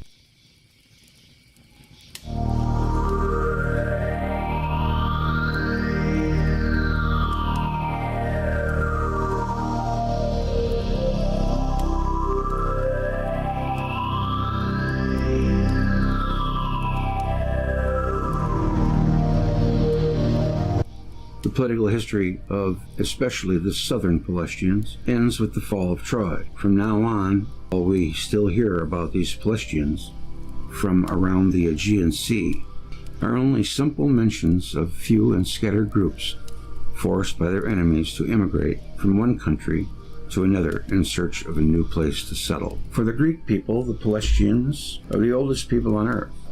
Their race seemed to them so archaic, so superior in concepts, strong in will and deed, so noble in mores, and the Greek traditions and poems attributed to all the Pelestians the epithet of divine. Homer, Iliad. Dionysius of Halicarnassus says the Pelestians from near Dodona were considered as saints, and that nobody dared to go to war against them. This epithet meant people with supernatural qualities, similar to the gods, epithet which they in truth had deserved for their moral and physical qualities. The ancient world was dominated by the Turkish-speaking Turanians, and Turkish was the dominant language that the world was speaking. However, the world, i.e. Asia, Europe, Middle East, and North Africa, went through an upheaval where this ancient Turanian sky god, planet god, sun god, and moon god worshipping civilization was subjected to internal and external opposition by secretive religious cults and eventually toppled. These secretive cults, under the guise of religion, first captured the top hierarchy of the existing societies, most everywhere where they claimed to be the middleman between God and the public. Once in that supposedly reputable and reverend position, they captured the wealth of the country as well as the control of the country by politics and intrigue. This way, they were also controlling the kings of the country as well. They grew so powerful that they were not even subject to the laws of the country or the authority of the kings. They created a class system where they were at the top, and quite frequently they acted as kings themselves. These religious cult organizations and their members manufactured new languages from the existing Turkish language by way of altering the Turkish words and phrases. The manufactured words and languages looked and sounded totally different from the existing Turkish, but the original Turkish source text used for the manufacture of each word was not lost in the process. It remained embedded in a confused manner in the body of the new words. With this knowledge about languages, and with the meaning attributed to these non-Turkish words, many of the fabricated words can be deciphered, and the Turkish text material used for the formation of such words can be recovered. The Greeks had lost long ago the tradition about when, how, and from where they had come to the lands of Heleta. But they had a tradition that before them, another people had ruled over the land occupied by them. A people who had reclaimed the swamps, drained the lakes, created new courses for rivers, cut the mountains, connected the seas, plowed the plains, founded cities, villages, and citadels, had an inspiring religion, and had erected altars and temples to the gods, and that those people were Pelasgians. Yes, and that people, and those people were Pelasgians. According to the ancient Greek traditions, the Pelasgians had dwelt in parts of Greece even before the two legendary floods which had flowed over Attica, Boeotia, and Thessaly, one in the times of King OGYGES, the other in the time of DEUCALION, Herodotus, Apollodorus.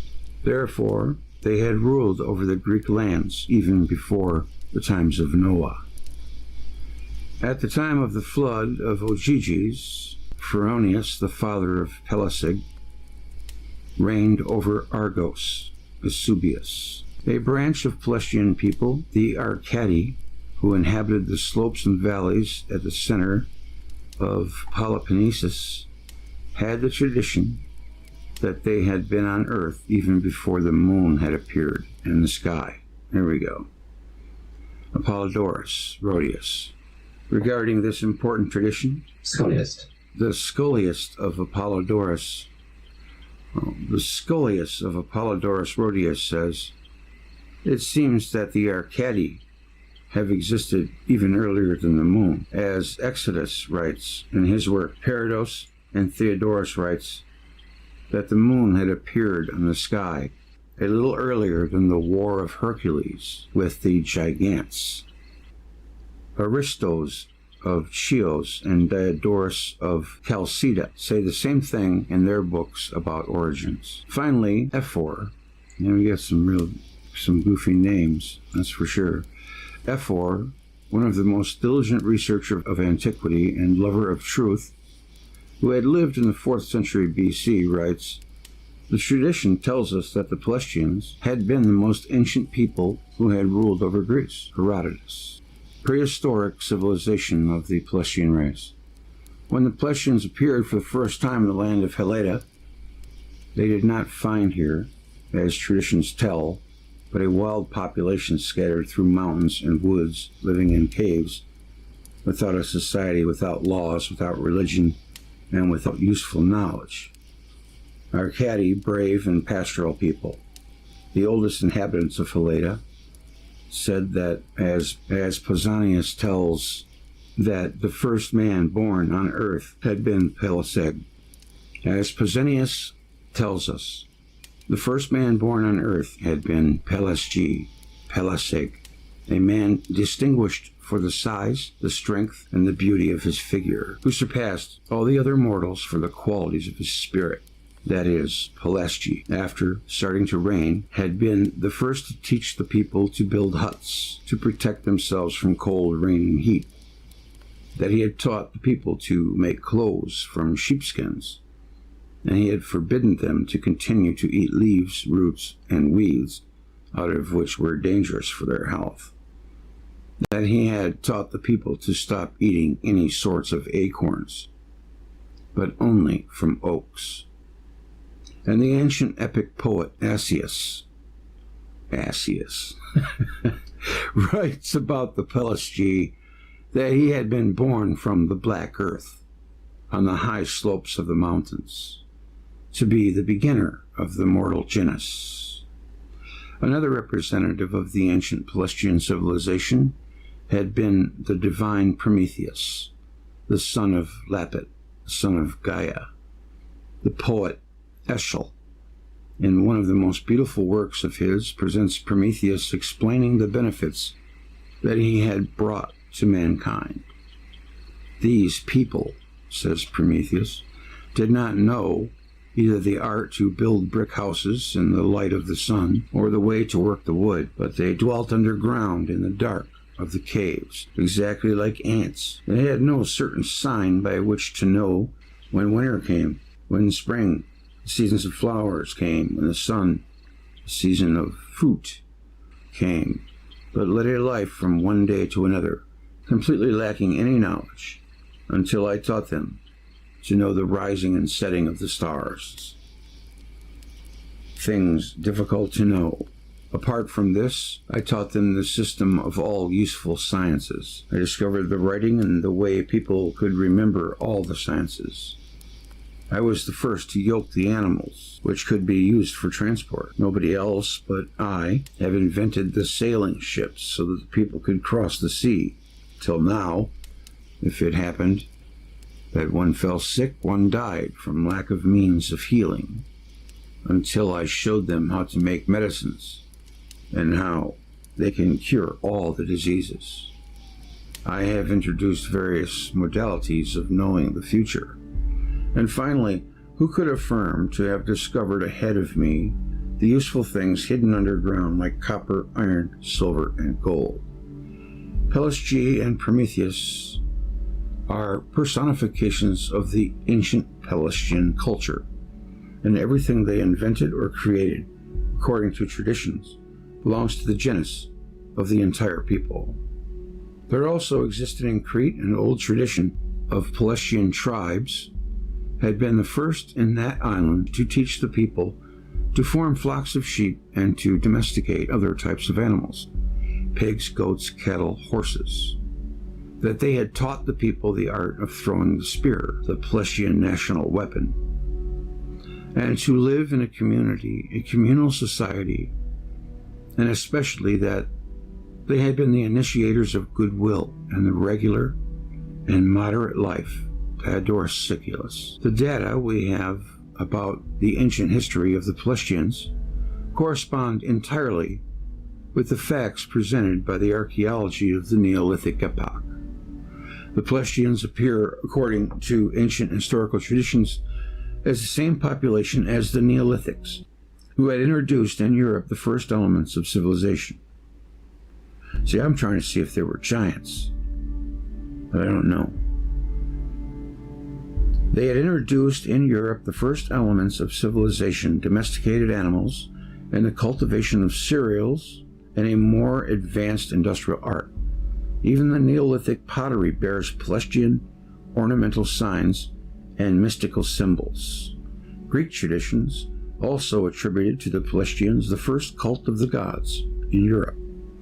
It was especially said about the Arcadi that they had been the first to bring sacrifices and make religious ceremonies for the gods. As we know, the Greeks had borrowed their main divinities from the Pelasgians. Herodotus, Plato, and Ovid. The ancient Jove of the Romans held a stone in his hand instead of thunderbolts, and the Romans made the most solemn oaths on this Jupiter Lapis. Cicero. Even today, some parts inhabited by Romanians, the peasants swear, while holding a stone in their hand or touching it with the hand, even in their oath rites, the Romans preserved until late the use of holy stones, of silex. So the fact is, from the historical point of view, before Greek and Egyptian civilization, a much older civilization had spread over Europe. This had been the moral and material civilization of the Pelasgian race, which had opened a vast scope of activity for the human genus. The influences of this Pelasgian culture had been decisive for the fate of the mortals on this earth. The Pelasgians were the real founders of our actual way of existence.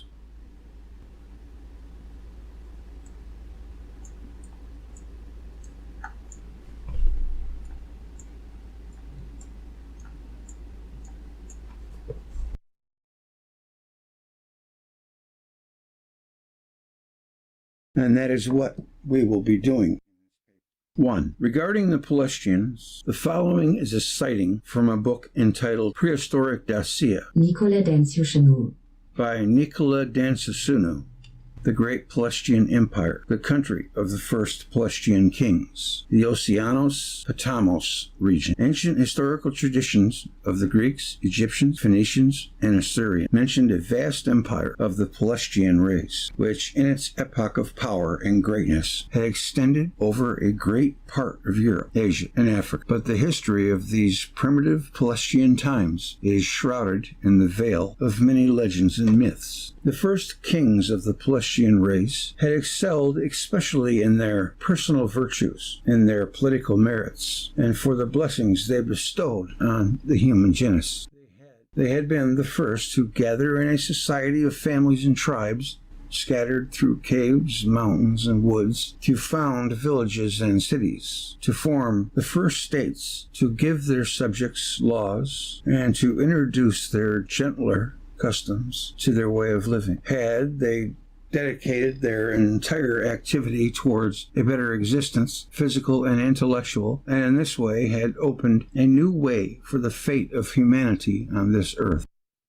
In gratitude for these everlasting merits of theirs, these kings of the Pelasgian race had been deified and honored with religious cults, some after death, like Uranus and Saturn, and others while living, for example, Jove. The ancient Pelasgian theology had then considered these civilizing kings of the ancient world like the gods, even more like true gods, descended on earth from the sky. In their honor, it had erected temples and altars, had instituted sacrifices and feast days, had composed hymns, legends, and rites, had founded colleges of priests and oracles, and finally had eternized their names on the celestial vault, attributing them to certain constellations. In this way, these kings, who had lived mortal lives, began to be called gods. They became the heads of ancient religion and watched even after their death as glorious ancestors over their people. As soon as the divine nature of these kings, who had put the first foundations of human happiness, is proclaimed, their epoch begins to darken. Historical traditions, redacted by the priestly colleges, change in miraculous legends.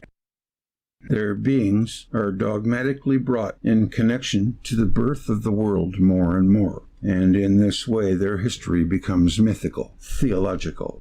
And this guy, he wrote the book Prehistoric Dacia. He unveils a past almost entirely unknown, a glorious past for Dacia, for the people who lived in these places, who Dansusunu proves are our direct ancestors. He knew profoundly the classics and mastered their language, and read them in original, so that he gives the right interpretation of texts formerly appeared with the wrong meaning, owing to the lack of knowledge of the translator. It is incredible and defies the imagination how he finds, to the last detail, in Romanian legends and ballads, ancient deeds described in ancient texts, starting with Homer himself. His argument is solid, well-grounded, extremely well-informed. He was accused of advancing hypothesis. The general essence of his theory is, in short, the following. Dansusunu starts from prehistoric man and gradually reconstitutes the biggest empire known to the ancient world,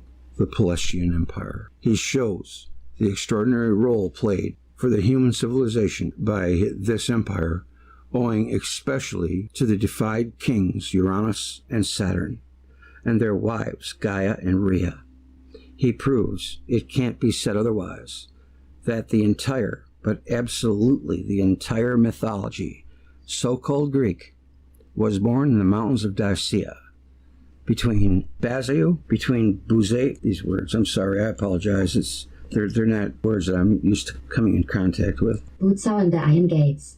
Butzau and the Iron Gates. The great temple of the world was on the peak of Amol in the Busegi Mountains. He proves that a principal branch of these Pelasgians spoke a language called by him Proto-Latin, which gave birth to Latin and the Neo-Latin languages. He shows how tribes of this empire, the basis of which he believes to have been mostly religious, composed mainly of shepherds and later by metal workers, descended and founded Troy, Messene, and Rome. Interesting. He tries to recreate the customs, belief, and language of these peoples and manages to explain countless historical facts which so far had been unclear. Nikolai de Senasaznu. He died in 1911. Only 1,120 pages from prehistoric Dacia had been printed. The whole book, 1,152 pages, without the introduction and final conclusion, which were only in unfinished note form, could not be used afterwards. Dr. C.I. Estrati was asked by the executor of his testament to publish the rest of the pages and to write a preface for the whole work. The preface is 114 pages long, so I'll present it here in a much shortened form. You must not forget that the voice is Dr. Diastrantes, and the time of writing was 1912. Nikolai Dinasazunu was born at Densis, a little Romanian village in Transylvania, at that time of the Austro-Hungarian Empire, not far from Sarmajebetuza, later Alpina Traiana, the former capital of Dacia, today's Romania. The legendary Pelasgian and Atlantean Empire, which is the common background beyond the Pelasgians for various cults and legends related to Sirius, Atlantis, the Garden of Hesperides, the lore about the eternal spring and paradise on earth, Poseidon, Pallade, Athena, Perseus, the Amazons, and Atlas. Various interrelated data and evidence disclose the existence of a prehistoric vast empire and a series of legendary kings who ruled over the known world throughout Africa, Europe, Asia, Valentia Straton, 1927. Let us present some of this evidence. The Egyptian high priest and master of secrets, Manetho from Sebennytos, in the Delta, 3rd century BC, had calculated a total length of 24,925 years for the three divine dynasties of the gods, the demigods, and the Mani, aka forefathers or spirits of the dead, who had ruled in the beginning over the plains of the Nile. The oldest surviving reference to Manetho's Egyptica is that of Jewish historian Josephus in his work Against Apion, Fragmenta Historicorum Gregorium, Armenian version of Vesuvius Chronica, Manetho, from Syncelis, the Memphite theology, the Palermo and Cairo stone, the Turin royal canon, king list dated to 13th century BC. Then we should add another 5,264 for the following dynasties of mortal kings, according to Eusebius, beginning with Minos and ending with Artaxerxes Ochus. Finally, another 340 years, until the time of Augustus, when Christ was born. Thus, we have a total of 30,529 years to the beginning of our era.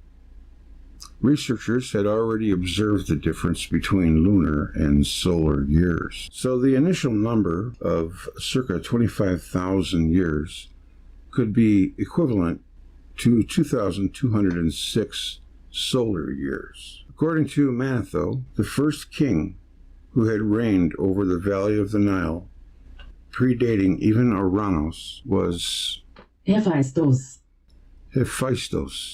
Vulcan, as the god of fire, of sun, and of light. In its temple in Memphis, the god was associated with a pygmy, Herodotus. In Homeric times, a colony of dwarfs existed south of the mouth of the Danube, near the Black Sea, Pliny and Homer in the Iliad. Diodorus of Sicily mentions also the rule of the sun. Helios equals Uranus equals Uranus, as the first deified king, along with Saturn, Cronos, who had ruled over the plains of the Nile. Moreover, he was considered the first king ruling over the regions near the Atlas mountain, north of the Istru. The Atlantes, or inhabitants near the Atlas mountain, near the Oceanos Patamos, according to Diodorus, excel among all the neighboring peoples for their particular piety and hospitality. In ancient Greek etymology, Uranus, as a personal name, derives from oros, with the Lonic suffix anos, meaning man from the mountain. His wife Gaia also had the epithet Orestera, according to Herodotus. Atlas was the name of a significant river which flew from the heights of Old Amos, Carpathians, and into the lower Istru, Van Goos, 1974. Importantly, Uranus was considered to be the first king of the Pelasgian race, appearing also under the name Pelasgos. There are 6 proposed etymologies for this name: becoming old, old man, voyager, and the bird, stork. Travel at sea equals the sea mariner. Roam the sea, leader of the neighboring people. The size of his body, his strength and beauty surpassed that of all other mortals. Together with the gifts of his soul, he was the first to teach humans to build huts, to make clothes. He forbade them to continue eating green leaves, weeds, and roots, some of which were inedible, and others dangerous to their health, allowing them only the use of the acorn of the oak for eating. Pausanias 8. According to the Cyclus, Aeschylus, supplement woman, Pelasgos was the son of Gaia. According to the grammarian Apollodorus, Pelasgos was the forefather of the Titans. Other ancient authors, scholars of Pindar, mention that Pelasgos was the first ancestor of the Hyperboreans, near the Atlas Mount Apollodorus. According to Diodorus Siculus, Uranus' reign extended especially over the western and northern parts of the ancient world, especially at Dodona, one of the sacred Pelasgian cities. Uranus was also venerated under the name Zeus. Anaxi, Pallas Chicos, Jupiter, Imperator Pelasgus. In Homer's Iliad, Achilles invokes him under his name. He was the lord over the mountains of Dodona. According to the ancient traditions, the reign of Uranus, Pelasgios, and its pastoral tribes had extended from northern Europe to the southern areas, and beyond the Mediterranean to the plains of the Nile. It is worth mentioning that the Pelasgians had been the only people of the ancient world to which was attributed a divine origin, probably due to their extraordinary intelligence, their mortal and physical qualities, and their amazing deeds and works. The second deified king was Saturn, who also reigned over Egypt, over the vast territory reaching from Libya to the Western Ocean. He was the main divinity of the population subjected to Carthage, and remained as the predominant cult and religion even after Roman conquest. Diodorus, Dionysus, Halicarnassus, and in other African areas.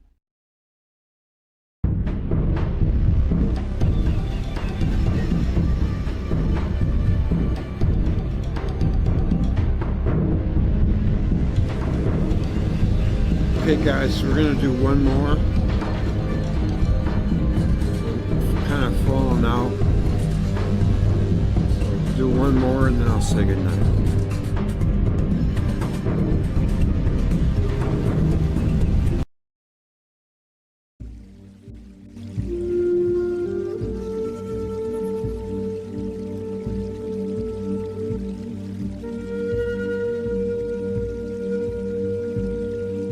The confusion of languages.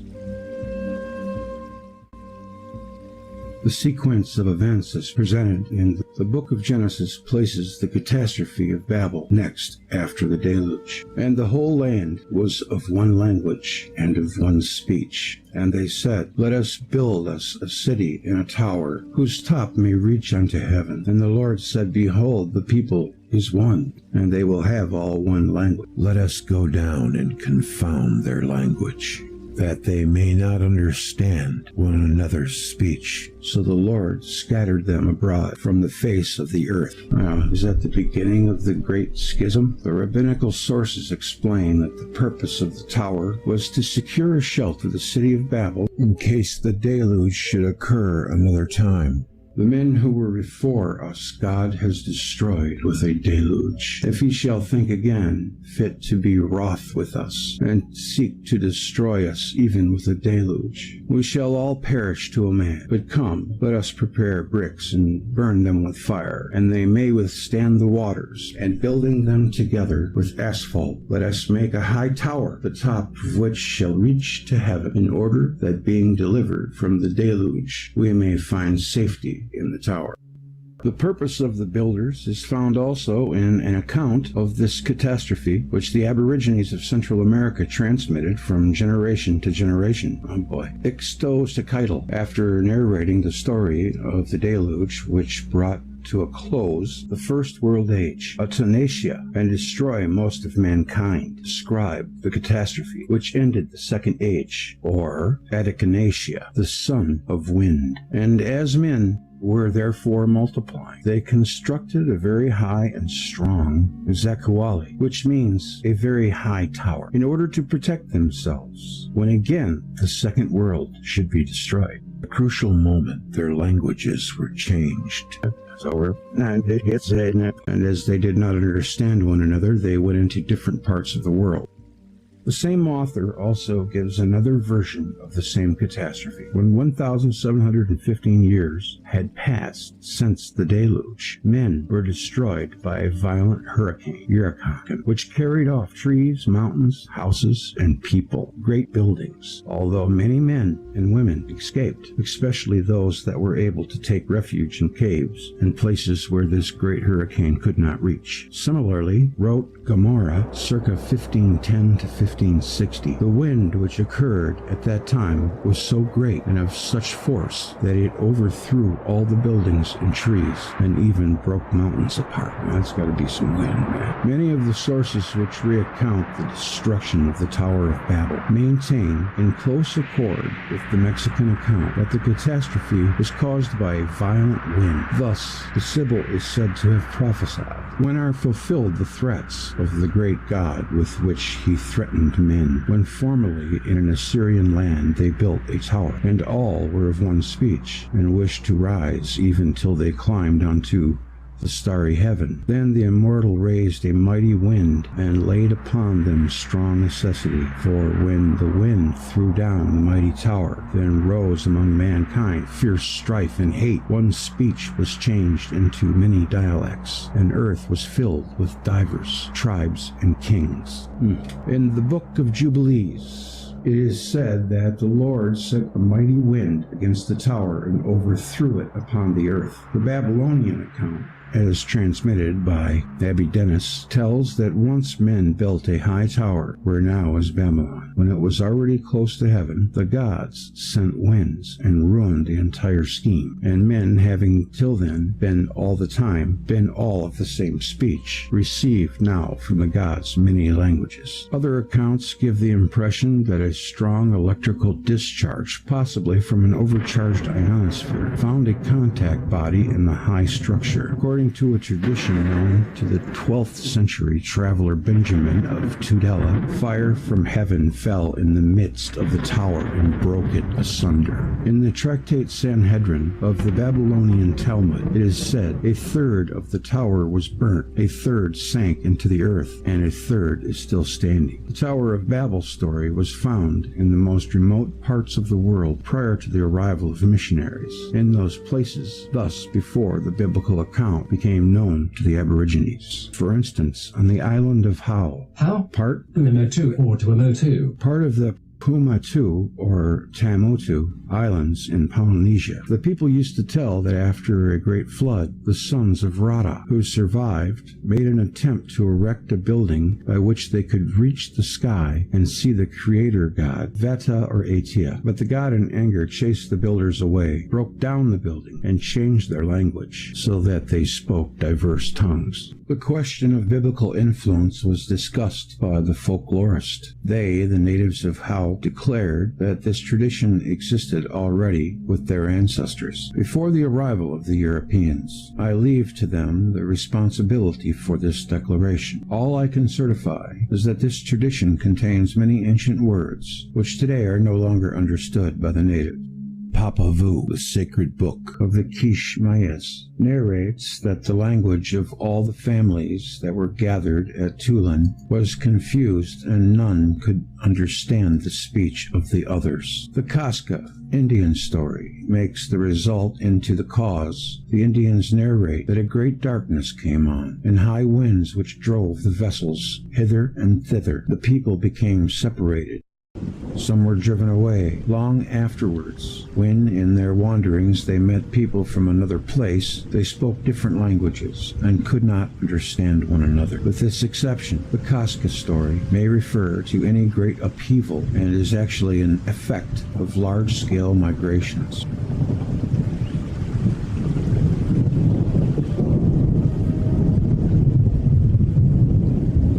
The traditions of the peoples make the catastrophe the immediate cause of the confusion of languages and the dispersion as well, while the account in Genesis and that given by Abydos and various other sources connect the story with a certain place in Mesopotamia. The traditions localize it in many different countries. In each case, the entire population of the world is said to have been affected. If the nature of the catastrophe was cosmic, the same occurrence could have taken place in different countries. In this case, the existence of similar traditions in many corners of the globe is of no avail for tracing the migration of ancient tribes. The Arabic tradition makes South Arabia the scene of the upheaval, followed by the confusion of languages and migrations. Similar experiences could have been brought about by one and the same cause in many places. It appears that after the flood of the plain of Mesopotamia became one of the few cultural centers in the world, another flood would have caused the utter destruction of the human race. And this was feared because the memory of the flood a few centuries earlier was very vivid. Observations of the movements of the heavenly bodies may have provided a warning of a new catastrophe, and large structures were built for refuge. But when the event came, the structures were overwhelmed, were destroyed by hurricanes and powerful electric discharges. In the rabbinical concept of the seven earths, molded out of one another in successive catastrophes, the generation which built the Tower of Babel inhabited the fourth earth, but it goes on to the fifth earth, where the men became oblivious of their origin and home. Those who built the Tower of Babel are told to forget their language. This generation is called the people who lost their memory. The earth which they inhabited was the fifth earth, that of oblivion, Nesia. In the ancient Mexican traditions, that it is told that those who survived the catastrophe of Son of Wind lost their reason and speech. The characteristic of this catastrophe was its influence upon the mental or mnemonic capacity of the peoples. The description of, as told by many tribes and peoples, if it contains authentic features, arouses the surmise that the earth underwent an electromagnetic disturbance, and that the human race experienced something that in modern terms seems like a consequence of a deep electrical shock. I'll say the application of electrical current to the head of a human being often results in a partial loss of memory. Also, a loss of speech may be induced by the application of electrodes to specified areas of the brain. Some of the sources assert that the builders of the tower feared a world conflagration. Similarly, the sacred writings of the Burmese relate that when the world is destroyed by wind, the wind begins to blow and gradually increases. At first it only raises sand and small stones, but at length it whirls about immense rocks and the summits of mountains. F. Buchanan on the religion and literature of the Burmese. The order of the Sun Ages of the ancient Mexicans is given differently by different authors, but the most reliable of the sources, the Vatican Codex, I wonder why it's the Vatican. What would they know about Mexico?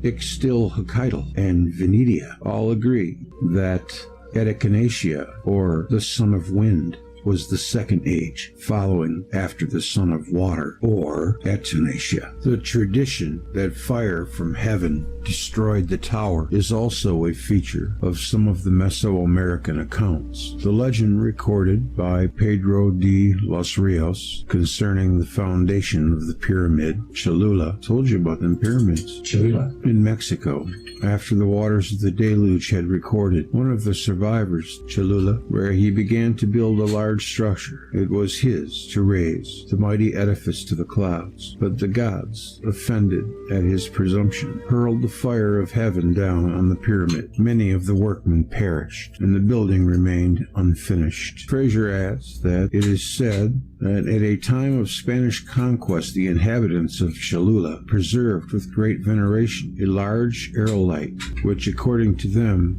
was the very thunderbolt that fell on the pyramid and set it on fire. Another Mexican tradition recorded by Diego Duran in 1579 tells of giants who built a tower that almost reached the heavens when it was destroyed by a thunderbolt. The tradition was among those collected Cayo in 1912 or 1913. His publication contains the story in the original Polynesian and in a French translation. The question of whether the Greeks transmitted an account of the same events was debated by several writers in antiquity, including Philo of Alexandria, Cyril of Alexandria, and Origen. The writers saw a link between the story of the revolt of the giants and the sons of Alois, who piled Ossa upon Olympus, and Pelion atop Ossa in a vain effort to reach the lofty dwelling of Zeus and make a war on the gods, and the account of the construction of the Tower of Babel in Genesis 11:3-8. The earliest allusion to these events is in Homer's Odyssey. Homer ascribes the destruction of the giants to Apollo. Pliny and Macrobius, Saturn 1:19-7, identified Apollo with the planet Mercury. That Mercury and Apollo were alternate names for Stilben, the planet Mercury. Hesiod ascribed the battle with the giants as an immense catastrophe involving the earth and heaven alike. The boundless sea rang terribly abound, and the earth crashed loudly. Wide heaven was shaken and groaned, and high Olympus reeled from its foundations under the charge of the undying gods. And a heavy quaking reached Tartarus. The cry of both armies as they shouted reached to starry heaven. Then Zeus no longer held back his might, but straight his heart was filled with fury, and he showed forth all his strength. From heaven and from Olympus he came forthwith, hurling his lightning. The bolts flew thick and fast from his strong hand, together with thunder and lightning whirling with awesome flame. The life-giving earth crashed around in burning, and the vast wood cracked loud with fire all about, and the land seethed, oceans, streams, and the unfruitful sea. The hot vapor lapped round the earthborn titans. Flame unspeakable rose to the bright upper air. The flashing glare of the thunder shone, and lightning blinded their eyes, for all that they were strong. It seems as if earth and wide heaven above came together, for such a mighty crash would have arisen if the earth were being hurled to ruin, and heaven from on high were hurling her down. Also the winds brought rumbling earthquake and dust storm, thunder and lightning, and the lurid thunderbolt, which are the shafts of great Zeus, Seneca also referred to the same events in mentioning Jupiter's thunderbolts, by which the threefold mass of mountains fell, and a tradition held that this was the first occasion on which Jupiter used his bolts. Ovid, Fasti 3. The pagans disputed with the Jews and Christians whether Moses took the story from Homer or Homer from Moses, but the common origin of the two accounts was generally conceded. The early writer, Eupolemus, drew on both sources in asserting that the city of Babylon had been founded by those who saved themselves from the deluge. They were giants, and they built the famous tower, Vesuvius. From the viewpoint of sequential chronology, the link is plausible. The giants' revolt is said to have occurred not long after Zeus had taken over from Kronos, the dominion of the sky, and it marks the real beginning of Jupiter's dominion. And to end this long tale, this is told in allegorical form in the tale of the wanderings of Adam, the myth of man. Adam, traveling through all 7 earths, is a transparent allegory of the physical and human history of Earth. Midrash Rabbah to Genesis. Exodus, Ginsburg Legends 1. Zohar Ruth and other sources in Ginsburg Legends 5. It is said that the place where the tower once stood retains the peculiar quality of inducing a total loss of memory in anyone who passes it. Really? The native races, San Francisco, 1882, H. Bancroft. The electrical convulsive therapy used in psychiatry for the treatment of certain mental cases is administered by passing current through electrodes on the forehead. Shock treatments conducted through the brain. The electric discharge causes a period of confusion and subsequent complete, though temporary, loss of memory of the events immediately preceding the discharge. A number of patients complain also of consequent disturbances of longer duration, and some of them suffer a patchy retrograde amnesia. See Siskind in Archive of Neurological Psychiatry, Chicago, 1941. That's why I like to read the footnotes, because there can be as much information there, if not more, than the article or the book.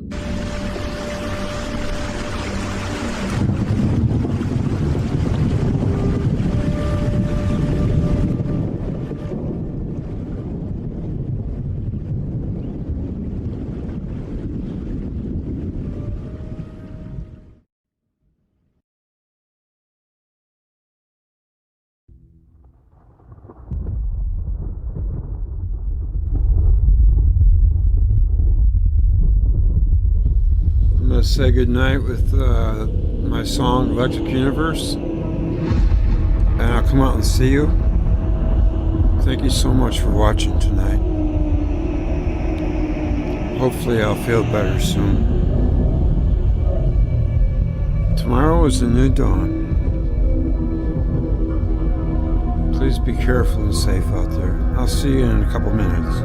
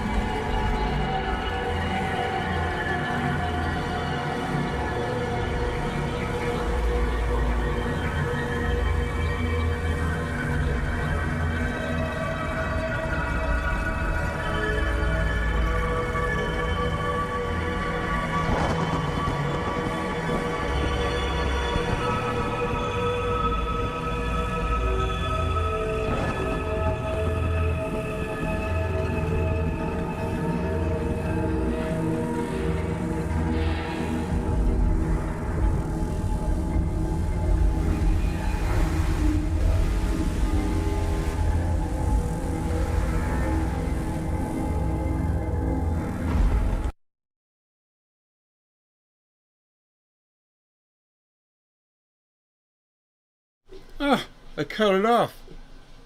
Damn. It's a good song, too. Alright, I'll come out in a second.